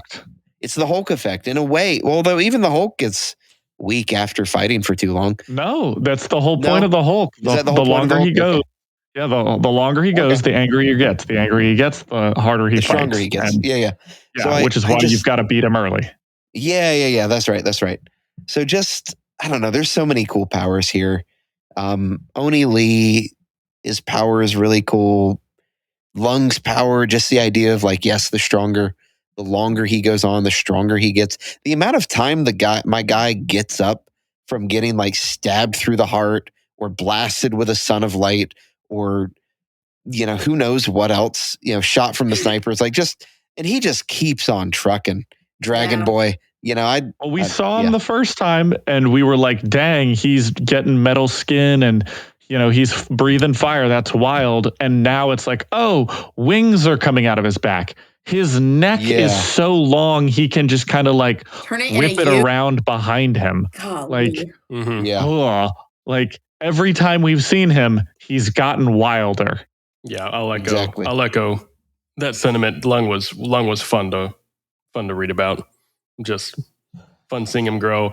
Part of you doesn't want him to lose because you want to see him get stronger. You just want to see him like, how big does he get? So Yeah. we'll see. I like Sundancer. I think that I like that she can kind of embody like the power of the sun and kind of make her own little sun. It was cool. It was neat. Yeah, she does have a pretty neat power. I'm excited to see more of the Travelers. They're fun. Mhm. Yeah, me too. And lastly, to wrap it up, we got to do a quick bit of predictions. Kat, what do you got for us? What do you think's going to happen here? Obviously, as we went into that interlude, we got a little bit more backstory on the tattoo. I think that's going to start playing a much bigger role for our undersiders, at least. I think there's going to be some investigative stuff. I don't think that the ABB situation is going to last much longer. Mainly because as a story point, like eventually they gotta go. They can't be the big bad of the whole book. But otherwise, I don't have a lot of predictions for this round. So Sounds good. We'll see how those evolve. All right. Well, that was our conclusion for Arc 5. Next episode, I think the plan is the full Arc 6 plus the interlude. So we're going to go ahead and read through all of that and continue where we left off here. Thanks to everyone for participating. Lovely group. And thanks to everyone for listening. We've really enjoyed doing this. We're definitely going to keep going. Stick around. It's going to be a lot of fun. And please reach out. Let us know your thoughts, ideas. What did we miss? Did we forget any powers? Did we forget somebody in that group? We counted 10. Did we miss I'm somebody? sure we did. Yeah, let us know. And Michael, want to play us out there?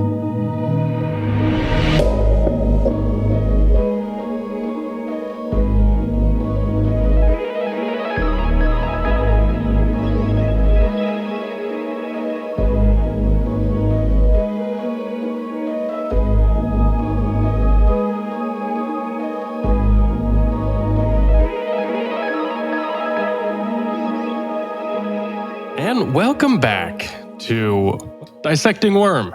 Ayo. And looking at Worm arc by arc, chapter by chapter, and attempting this task of adapting it and writing a little script, which has been a whole lot of fun. And we're into the second half of Arc 5 through basically the fight in Arc 5 and the interlude is kind of what we're looking at today. Once again, just the two of us, myself, Jacob, and Alan, with Michael on behind the scenes, as always. So, Alan, welcome back. No problem. The way you said that was like myself, also Jacob, and Alan. I'll clean that up a bit. I started counting on my fingers, like, wait a minute, how many people? I know. I realized I don't introduce anyone on these things, so we gotta work on that a little bit. But we're back here, and looking at this arc, the second half of this arc, feels pretty straightforward. But we do have sort of a unique opportunity here because in the last arc, we kind of chose to delay the confrontation with Bakuda. I think I'm pronouncing that right now. I'm sticking with Bakuda. Bakuda, okay. Kind of delayed that. And we're going to sort of... Incorrect. Oh, dang Completely incorrect. No. Bakuda. Bakuda, okay. There we go. I'm sticking with Barracuda. Thank you, Michael, as always, correcting us on our every turn. Anyway, we delayed the confrontation with Bakuda and Uber and Lead and kind of shuffled that around a bit. And we talked about moving that probably to this scene here. So we kind of have to work that in. Because other than that, and a few other things that I'm sure we'll get into, really the fight sort of writes itself. I don't think there's much here that really warrants too much of any sort of change or concern in terms of who fights and what happens and things like that. Are we tracking? Are we on the same page here? Yeah. No, I think a lot of this is just visuals. Pointing out some stuff that maybe isn't that is thought in Taylor's head. But of course, it's the usual. It's the usual. Yeah. And I think the biggest thing that we'll be discussing here is kind of style, since that seems to be the theme for this entire arc, and the interludes. Yes. Which is of course what we always end up doing. Every time. Well, let's get into it. So before we kind of address Bakuda, what about the arc stands out, or what about the fight scene? Does this fight have a name, by the way? Is this like the warehouse fight? Does it have an official name? I think of it as the warehouse fight, or warehouse fight? Honestly, okay. I think of it as the Kaiser Lung fight. Yeah, Kaiser and yeah, pretty much. Lung 2. Either way, whatever we end up calling it. Does anything stand out in terms of approaching this fight from the beginning? Like, how do we want to look at this stylistically, as you said? Yeah. There's a couple things. Like, I love the walking up. I don't even know where to start, actually, from like a visual standpoint, because I like them walking up. And of course, Bitch and Taylor talking back and forth, and her and Lisa as well having a little chit chat, even if it's over the phone or But a thing that's actually going to be a reoccurring problem, I think, with this chapter is it's got some odd pacing at the beginning and at the end. Agreed. And I haven't thought it fully out yet in terms of like beat by beat how the fight works, but I think that's fine. But I'm wondering if there's going to be also like, does this feel right for Lung to come back a second or third time as he does? How do you feel about the pacing in this chapters? I agree. It's a little janky, and I think we can clean it up a bit, because remember, this is the first time we've kind of split up the arcs, and I do think that flowing this fight out of the previous chapters and her confrontation at the school and things like that, we can kind of probably make that work. I think as an episode, it works to have some less intense, or it's still intense, less action heavy moments at the front, and then build into a fight scene at the end. I think would work, but I do think we probably have to clean up probably those transitions a bit. In terms of seeing Lung again, I actually am in favor of it, and if anything, I would almost want him to come back again within like wherever we choose to end cap season 1 here. I think when we come back and sort of look at everything, I like the idea of Lung and the ABB sort of being the season 1 antagonists, if you will. Not to fall into the common criticism we see for, like, say, the prequel series for Star Wars, how a lot of people say, oh, a big mistake was killing off Darth Maul so quickly, rather than giving a sort of lower tier antagonist that can carry the protagonist through 3 films. And of course, they recognize that mistake because Maul did come back in animated form for a number of years. So I think it's helpful for Taylor to have sort of a rival, if you will, that can sort of parallel her growth and chart her growth within the mindset and framework of a first season. But again, I probably want to come back to that because we haven't read the next few arcs, which would certainly still be within the season. Yeah. So there's probably ways to play around that, but I'm not opposed to the idea of seeing Lung again.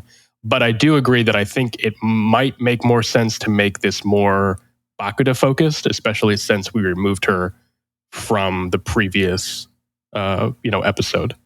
I actually think, because I look at least one arc ahead just when plotting some of these out. Not like reading them, but just going over chapter summaries. And like arc 6 kicks off with dealing with the remnants of the ABB. Mm-hmm. And I can't remember, but I believe that's where they deal with Bakuda to capture Bakuda. So I think that's an excellent time to go deal with that. Okay. And there's some stuff we can do later because we're leading up to, for us, what we consider the end of season 1 of the television show, being this big incident. I think so. In stories where you have like the big bad, and you're fighting him, and you're either winning or just barely. It's a tough battle every time, and maybe like you get stronger and they get stronger. But then right at the end, you go to fight them, and the big bad comes out and just throws them like a rag doll. Right. to show you like, oh, shoot, you thought that was tough? Well, you're going to hate what we have behind door number 2. Yeah. I think that would be the time to show off all the way in arc 8. Okay. What's coming. I think that's a great place to show that off, potentially. Okay, I do like that, actually. Yeah, definitely going to make a note on that to revisit. Yeah, no, actually, I think that would work pretty well. So that'd be fun to play around with. Okay. Yeah, that's a possibility. I like the idea of, if we're going to keep Lung around, Lung is a great like metric with which to work by, like how powerful powers are. Yep. It's good to kind of show off how strong Taylor is. In this case, to show how strong Kaiser is. Yep. Like the real reason Kaiser doesn't win this fight is that Kaiser's just too egotistical. Yeah, exactly. Like that's it. Yeah. He gets his hits in. Yeah, he does really well. And if he just not quit playing with his food, I think he would have taken Lung out a lot quicker. Yeah, that's interesting. So we've got to talk about, like, okay, so we're, keeping up with the ABB, which I think is great. But in the following arcs, we're going to have some weird transitions to other focuses, one for kind of each arc. And I don't know. Yeah. Without going into spoilers, which we don't even need to for this, it's hard given that each of the next 2 arcs kind of has a main villain. Yeah. And I do know kind of what you're referring to. ABB. Right. And I do think it fits well because it's taking care of all the subplots. Yeah. Yeah. Well, and that's the thing, right? Like, this is where our job, hobby job, gets difficult in terms of trying to compress this story, because there's so much just fantastic stuff in this book that we want to put to screen, but we just don't have the time and space for it. So we're going to have to get creative with what we choose to show, what we choose to condense or move, and things like that. So we'll see. I think there might be some room to play around with some of this. And I think for the following arcs from now on, we might not do it for the podcast, but I think for television show, I think each one of these episodes, or each one of these arcs, is going to end up being 2 episodes apiece. Oh yeah, it's going to be. I would think, I was looking at that too. Definitely 1 or 2 of them we're going to have to split. But again, we'll kind of see what happens when we get there. But we're already on, roughly 6 episodes through 5 arcs. So we're not even at the busy parts yet. So no, I think we're looking at a pretty solid, maybe 10 to 12 episode season, depending on how we want to break it down. So we got time. I do like the progression and the writing, which makes for good television. You have 1 episode is generally kind of powerless, lots of talking, and then 1 episode of fighting. And that kind of feels like how these go. Yeah. And, for at least for now. And I think that paces pretty well. I mean, I think we're gonna come back to a lot of really common comparisons that I think we're gonna make, and a lot of fans would make too, to other shows that do things similarly. And the one that I've come back to a lot when reading these chapters is Invincible, because Invincible has a really similar sort of plot progression where every episode starts with like conversation and characters and dialogue, and then ends with a fight. Like, I think every episode of Invincible is like that exact same format, or some sort of confrontation, and that sort of parallels Worm in a lot of ways. But it does. There are moments in Invincible, as much as I love that show and how well it accomplishes everything, there are moments where the pacing does feel just slightly off, that I think we can learn from, in terms of where it's best to take a breath and where it's best to let things play out. So yeah, we'll see. We'll see. We're definitely going to have to reevaluate the whole season once we've kind of hit that point. Yeah. It also came to my mind how much I really enjoy having the interludes as openers and post-credit sequences for every episode. I feel like they're really good, and I really like the world opening up through these cold opens. And these, I agree. It's been really growing on me since you mentioned that on our first episode. You said that. I've kind of been reading all the interludes that way as we've been reading it, and it works so well. And then, since we're kind of on the topic, let's talk about it. So we got the interlude for this arc is from Gregor the Snail's perspective. Yeah, which great character, fun character, and we get to see a bit of Fault Line's crew. And I think this works as a pretty cold open. I think you could open pretty easily with this. And I think you could open with this, which is, one way to approach it. I think you can also open the next episode with this. Right. And we see that a lot too, right? Because like what would work better? Because if you either one of two things, right? So you either open with it and we get introduced to Fault Line and Neuter, who we then see later on in the episode. Or you see Neuter mostly in the episode, and then the following episode come back to them a little bit. And honestly, both work pretty well. It's sort of just more kind of what style do you want to approach with? And also, do we want to maintain a consistency with that for all of our interludes, right? Do we want all of our interludes to be like cold open introductions or cold open post character introduction? Yeah. So something that we talked about adding, one of the first times we've added something rather than taken away, is adding in an interlude where Bakuda breaks Lung out. Right. We still haven't found a place yet. But I think either at the end of the last episode or the beginning of this one.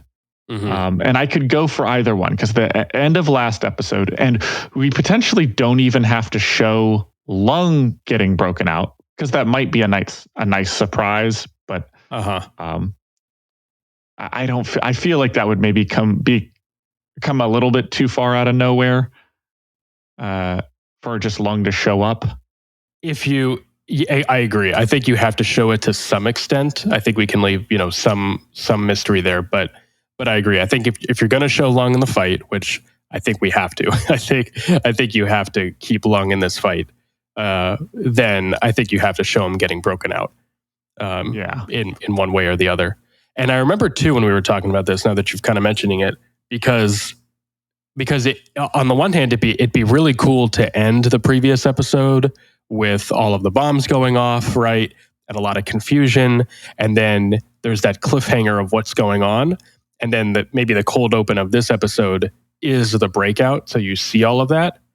However, we were also talking about cold opening this episode with Bitch's interlude and her breaking up the dogfighting ring and then seeing the bombs go off. We were doing that for remember, we broke this into two parts. So you do that and then lead into the villain meeting. Oh, you're so right. Episode. Yep. Yeah, you're This absolutely one right. would be Yep. Taylor's in the van rolling up to the fight at the warehouse. Yeah. Yep. So you've got to prep that. So the prep Right. could be, which I think putting Lung at the beginning of that for the opener would feel too close to it. Yeah. And I think doing that at the end where Taylor walks out, says, I want to hit someone. Yeah. Credits roll. Lung comes out and is like, I've got a bone to pick. Yeah. And then Okay, you know what's about to go down. Okay. Yeah. No, that actually works. My mind's working here. No, I actually like that a lot. Yeah. Which leads me to, okay, so Oni Lee is there and Lung just happens to be there. Mm-hmm. What if when Oni Lee bounces, they start to explore the warehouse and then Lung being told by Oni Lee that Skitter is there. Lung shows up because of that. Ooh, I kind of do like that. You could even do like a little calm before the storm where they beat Oni Lee takes off, and you can give them a moment where they think they're starting to settle down a bit, right? Like they think they've won and they're kind of investigating everything, and Lung returns.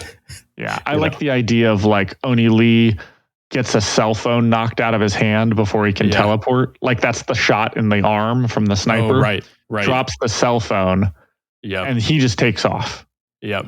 And somebody picks up the cell phone, and as the viewer, you get the whole like kind of just over the shoulder, and all it says is like she's here.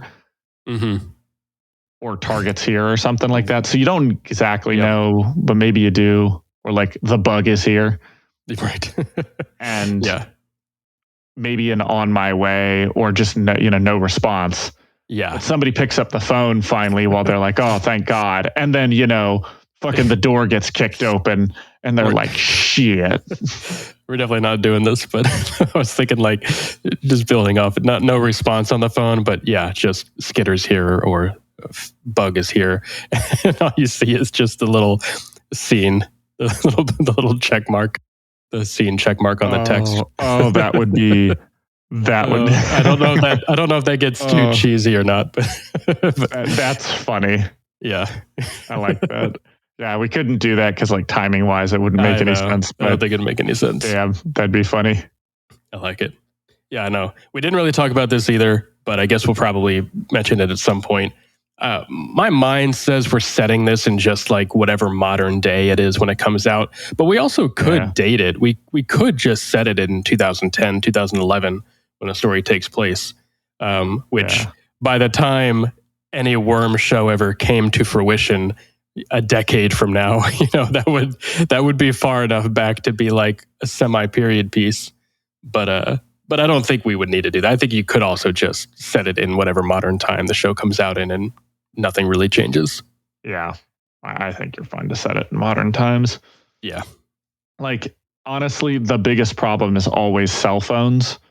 And with the exception of Taylor for reasons, everybody else has a cell phone. Like, which actually, now that I think about that, in terms of most media, that is like probably the most critical thing you can have is do cell phones exist?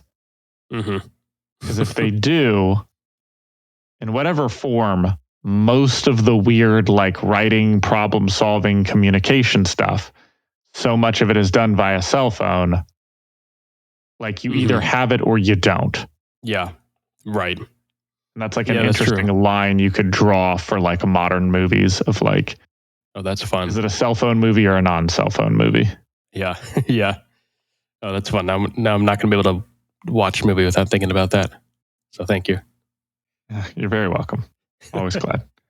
Because there's a few things as we're talking about information. There's a few things that happen in here that we were talking about the interlude and where to place it. I think at the beginning of this is a great spot to talk about because we know the fight's going to happen. So we could even have some mention of like, hey, don't party too hard. Gregor's walking through the club. Hey, don't party too hard. Don't forget we've got that thing tomorrow. That could be part of the reason that Fault Line's really messing with her powers is like, yeah, like if I can get this down, I will make short work of Lung when we go for him. Yeah, especially it'd be a good point in that conversation to be like, yeah, Lung got broken out, so now he's on the table. So if we see him, I'm going to try and have those powers to, just cut him in half and end this. Yeah. But it also solves a couple problems. One of which is like, how do you show off Neuter's poison? Agreed. Because he talks about it, and I think, and Taylor discusses it a little bit, but I think just having show off like, yeah, here's what it does ahead of time is really great, especially considering you start with that and you kind of end that with that. Yeah. No, that's a great way of solving some of those exposition problems we talked about, where you can really just let it speak for itself. He gives a one-off line about you can't overdose or something funny, right? And then that's it. And then that explains it. And then you see the effects as the girls get knocked out, and then after that, once you're in the fight, everything makes sense. Yeah. I'm just going to go ahead and write that down. Intro part 2 with Gregor interlude. I do like that. One in the book. I also like that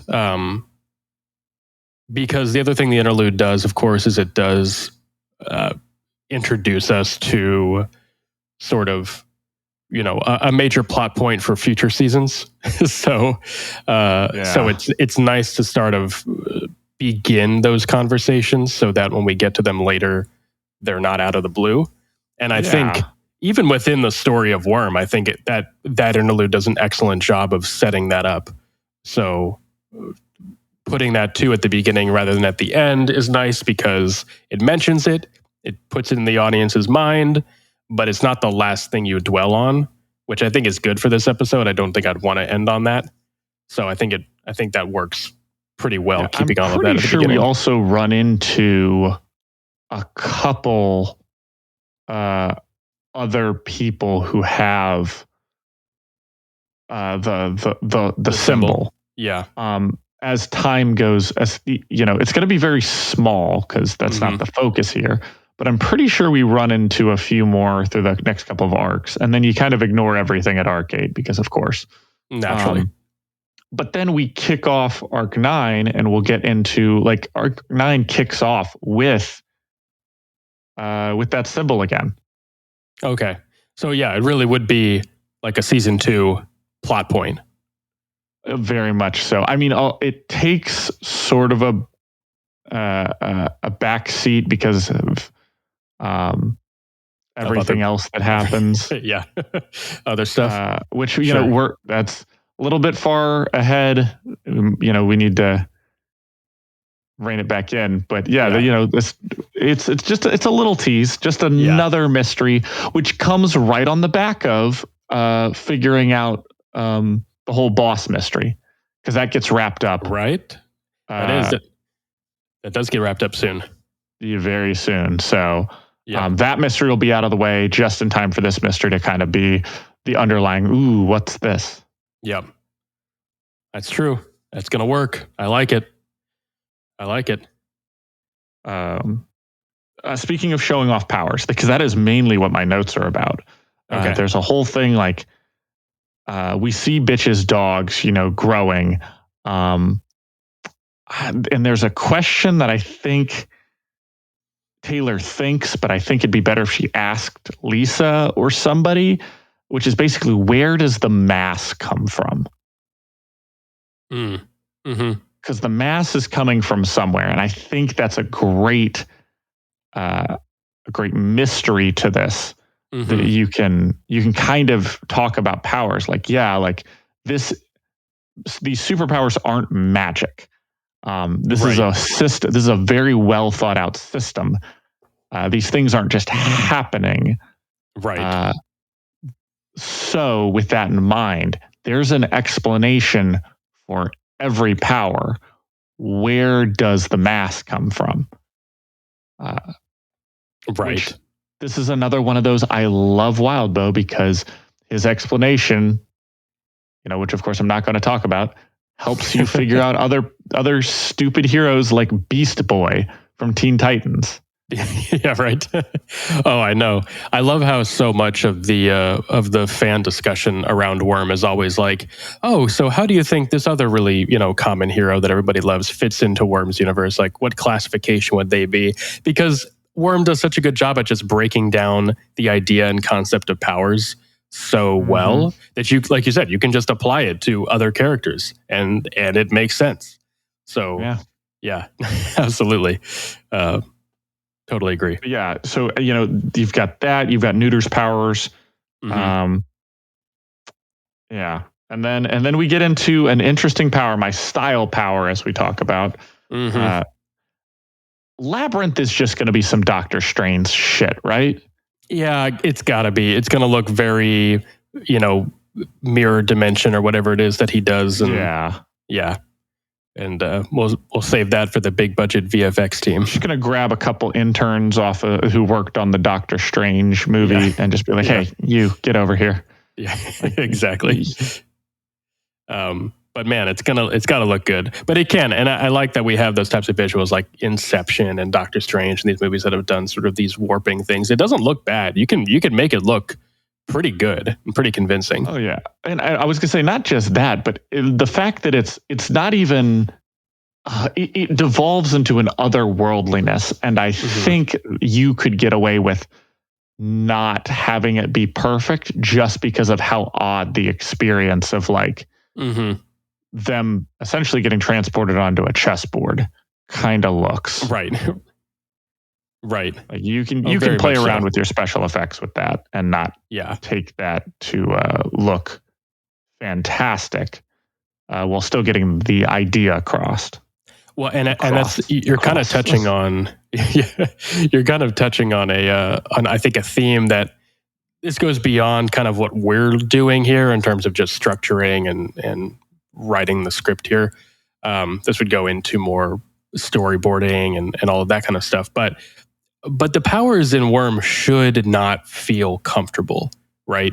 So there should be this uneasiness to everything that I think is going to be a lot of fun for directors and photography directors and things like that to really play with, because it's when you're talking about style, right? So that's what makes Worm special visually, is this sort of just blanket uneasiness and eeriness that plagues everything. I mean, Taylor's power in and of itself is creepy and terrifying. Yeah. Like it's going to be just, I mean, arachnophobes are just going to have a nightmare of a time trying to get through the show if it's done well.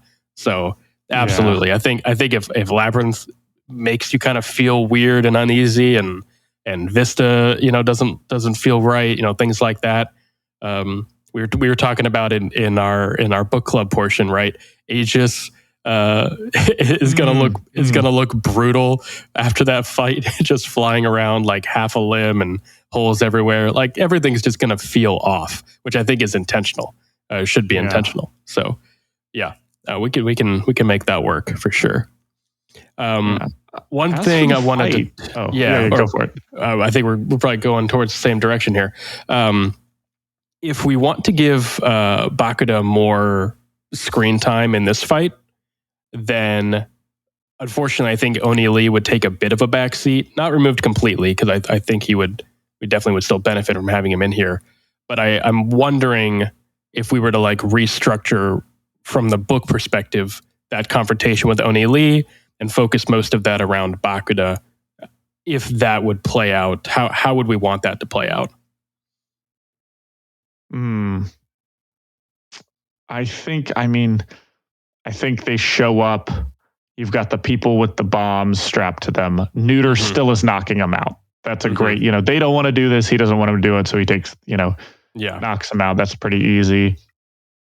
I think just having a lot of bodies and like maybe Bakuda not up front grandstanding, but like maybe speaking on a comm system so that the sniper can't get a read, but the sniper the issue here would be of tension where the sniper's just okay with shooting people.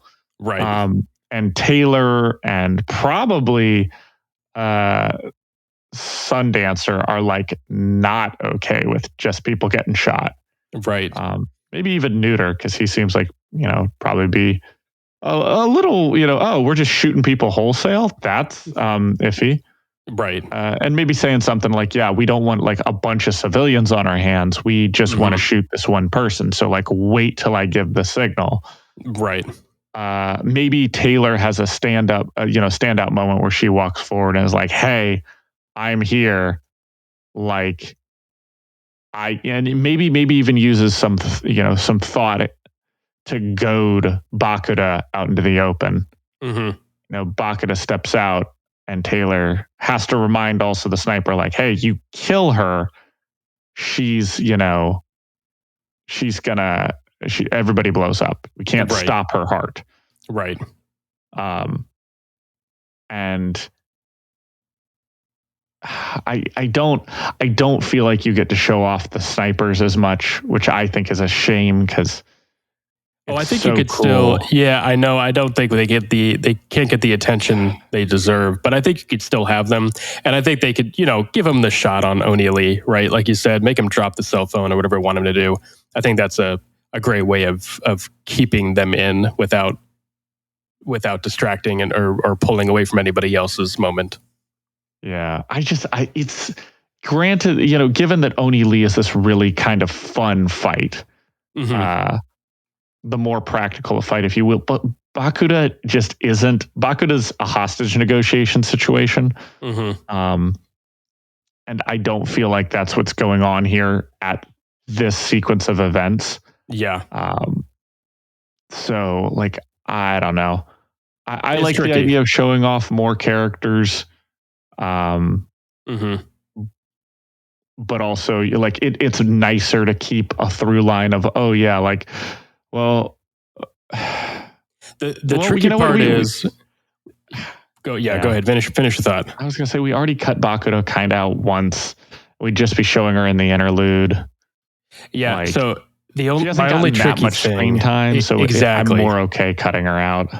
The hard part that I come back to is maybe we just sort of rewrite things down the line, but obviously as spoiler free as possible. But Bakuda and her bombs have a role to play, pretty serious roles to play later on. So I think it's important that if we don't want to, severely change other parts in the story, that we do establish her power and what her bombs are capable of. So, maybe we rework that back into the last episode in some way, maybe incorporate that into the breakout. There's ways we can do it. But if we don't do that, then I would want to do something here. Or maybe she is not present, but her bombs are. Maybe there's other ways around that we can kind of work that in. But just for the sake of making life easier down the road, I think we've got to have her in some fashion here. Especially putting the bombs on the people. Yeah, of like, I don't know how you would even detect it because she shoved most of them up people's nostrils. Right. But maybe she gets a text from Lisa and she's like, oh my God, like all the people are like rigged to blow. Yep. Yeah. This is going to be gets a phone call like, hey, if you run into Bakuda, if we kill her, well, they already know that. I know it's tricky. It's tricky. It's, what do we choose to keep? What do we choose to cut? See, like I don't want to cut O'Neilly because I really like the visual dynamic of his fight. So here's the thing we got to remember. Yeah. We will be hunting down the last of the ABB in the next arc.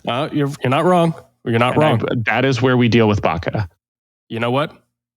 Let's put a pin in that. I like that. We'll put a pin in it. We'll come back to that next episode. Put it off till tomorrow, baby. Oh man, never do today what you can put off tomorrow. Exactly. You're not wrong. I totally forgot. You're right. Okay. We got it. I'm satisfied for now. So most of this fight, I feel like, is pretty straightforward. Yeah. I think you keep almost everything here you've got the Sundancer kind of being a little bitch about things, but is understandable because she makes a giant sun. You have Kaiser kind of be a dick to that one guy who like stabs him in the feet and like falls down and stabs him in the hands. That's pretty brutal. Yep.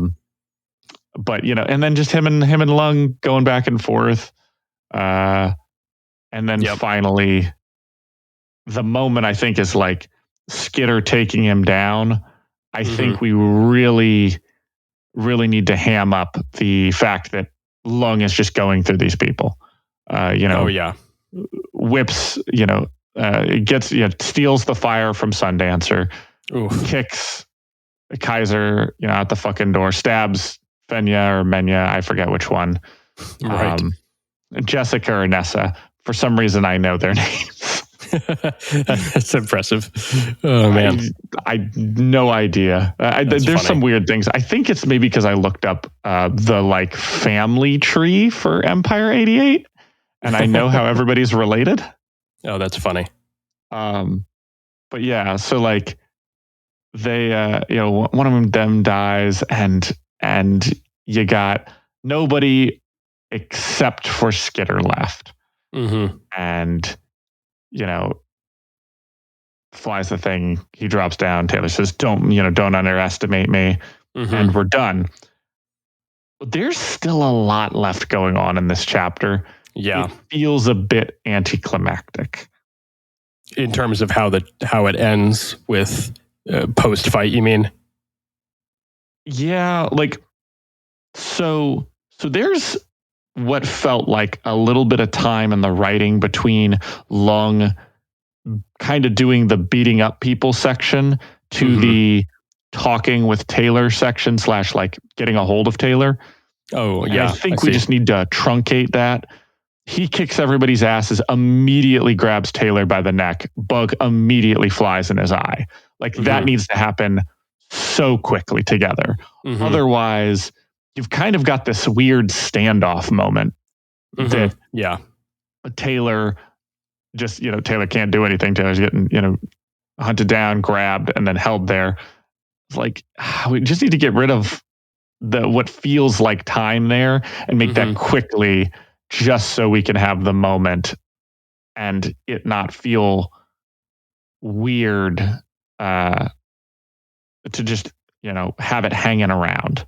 Yeah. We need to get him down as quickly as possible after those events have happened, so that we can have this breath of air, literally for Taylor as she like gets dropped, and for everybody to go their separate ways. Yeah. And I agree with that. Yeah. And do you have anything about the fight that you want to add? Because otherwise, I think the rest of this is talking about how to end the episode. Yeah, no, I think we can jump past the fight. I think I agree. Nothing I really want to change. Nothing I think that needs to be changed. So I think we can sort of move past that. Give Taylor her what the fuck Taylor moment. Carve out those eyes and move on. So I agree. I think the biggest issue here is going to be where do we want to, credits roll? What do we want the credits to roll on? What's our little teaser tag bit to end the episode on? Yeah. So here's what I have a problem with that we've got to deal with, and I'm sure we can talk about it later, of course. But we have the conversation. We started with Bitch and Taylor, kind of the bonding moment going there, and they kind of have a bonding moment leaving, and then they get back, and Taylor and Lisa have a conversation about powers, and I think we open with that for the next episode. And we leave it with Bitch throwing her jacket over Taylor and them like having, sort of the way we came in, them bonding on the way out, that being a good moment. And then we open the next episode on maybe even not having Taylor ask. We could have the whole conversation between her and Bitch, or we could just have her talk to Lisa about like what the bonding moments that she's had, and Lisa kind of explained to her. Mm-hmm. I'm kind of looking ahead because we have a moment where we talk about Bitch's powers. I'm pretty sure there's an interlude or something in there. Yeah. And that would kind of be the time to throw it in. Of like, hey, what's Bitch's origin story? And we've sort of hinted at it, but like having the little 20-second moment to be like, yeah, here's what happened. Yeah. That might happen soon. I was going to say, this is part of the struggle of trying not to read ahead as we do these arcs at a time. Is I remember big picture moments. I remember certain conversations, major plot points, things like that. But individual interludes and character arcs, things like that, do elude me. So we'll definitely revisit my biggest that. problem is I remember all of it. I don't remember when. Yeah. No, I like the ending though. I like your idea for the ending. Give them that moment, give them that little bit of victory, right? And sort of walk off with the money. They walk off with the money. They made some new friends. Yeah. They, has a bonding moment. She throws the jacket over her, and it doesn't have to be anything more than I still love the fake out kiss. You can't tell me you don't love the fake out kiss. It's hilarious. I love it. Part of building a fandom is building ships. You know what I'm saying? The unfortunate a show reality. does not set sail unless you got ships. Okay, so I think You're you not play wrong. up the I don't even know the name of it off the top of my head, but the shipping between Taylor and Bitch, especially in this episode, given the bonding, the beginning and the ending. And she throws the jacket over. You think it's a kiss maybe, but it isn't. She's just looking at the bruise.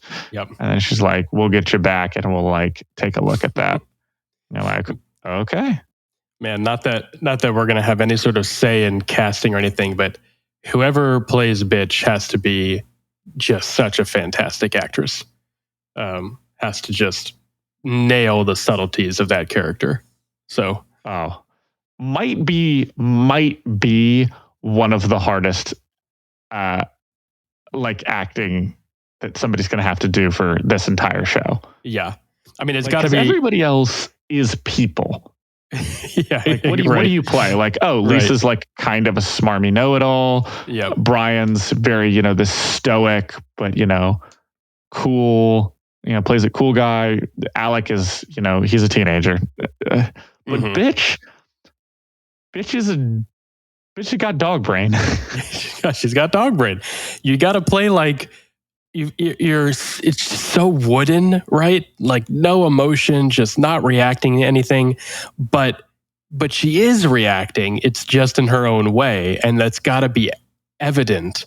So, yeah, that's going to be a body challenge. Language, I imagine a lot of her eyes going, you do the up down, but it's like an angry up down over people constantly because she's looking for your stance and what you're doing. Exactly. So every time she looks at you, it's just a lot of her going all over your body with her eyes and then making a reaction off of that. Acting for whoever plays Bitch is going to be an interesting an interesting choice. I'd love to see somebody portray that. I know. It would be a lot of fun.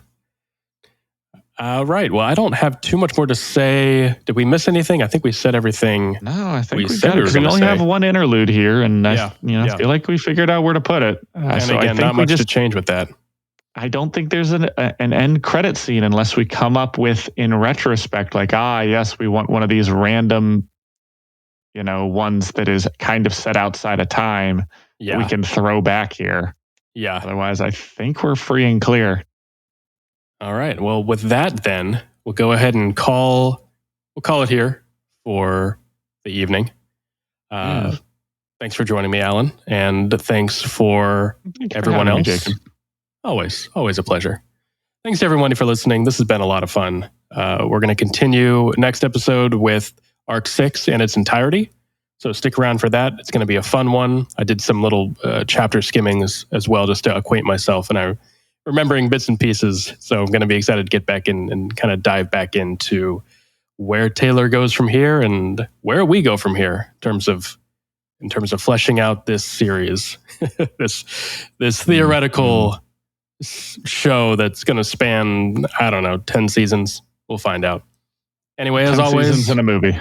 Oh, there we go. 10 seasons in a movie. Stick around. Reach out to us. Let us know what we missed. Did we forget anything? Do you agree? Do we need to cut Bakuda? Do we need to keep her? What do we need to do? What are we forgetting here? Let us know. And we'll see you next time.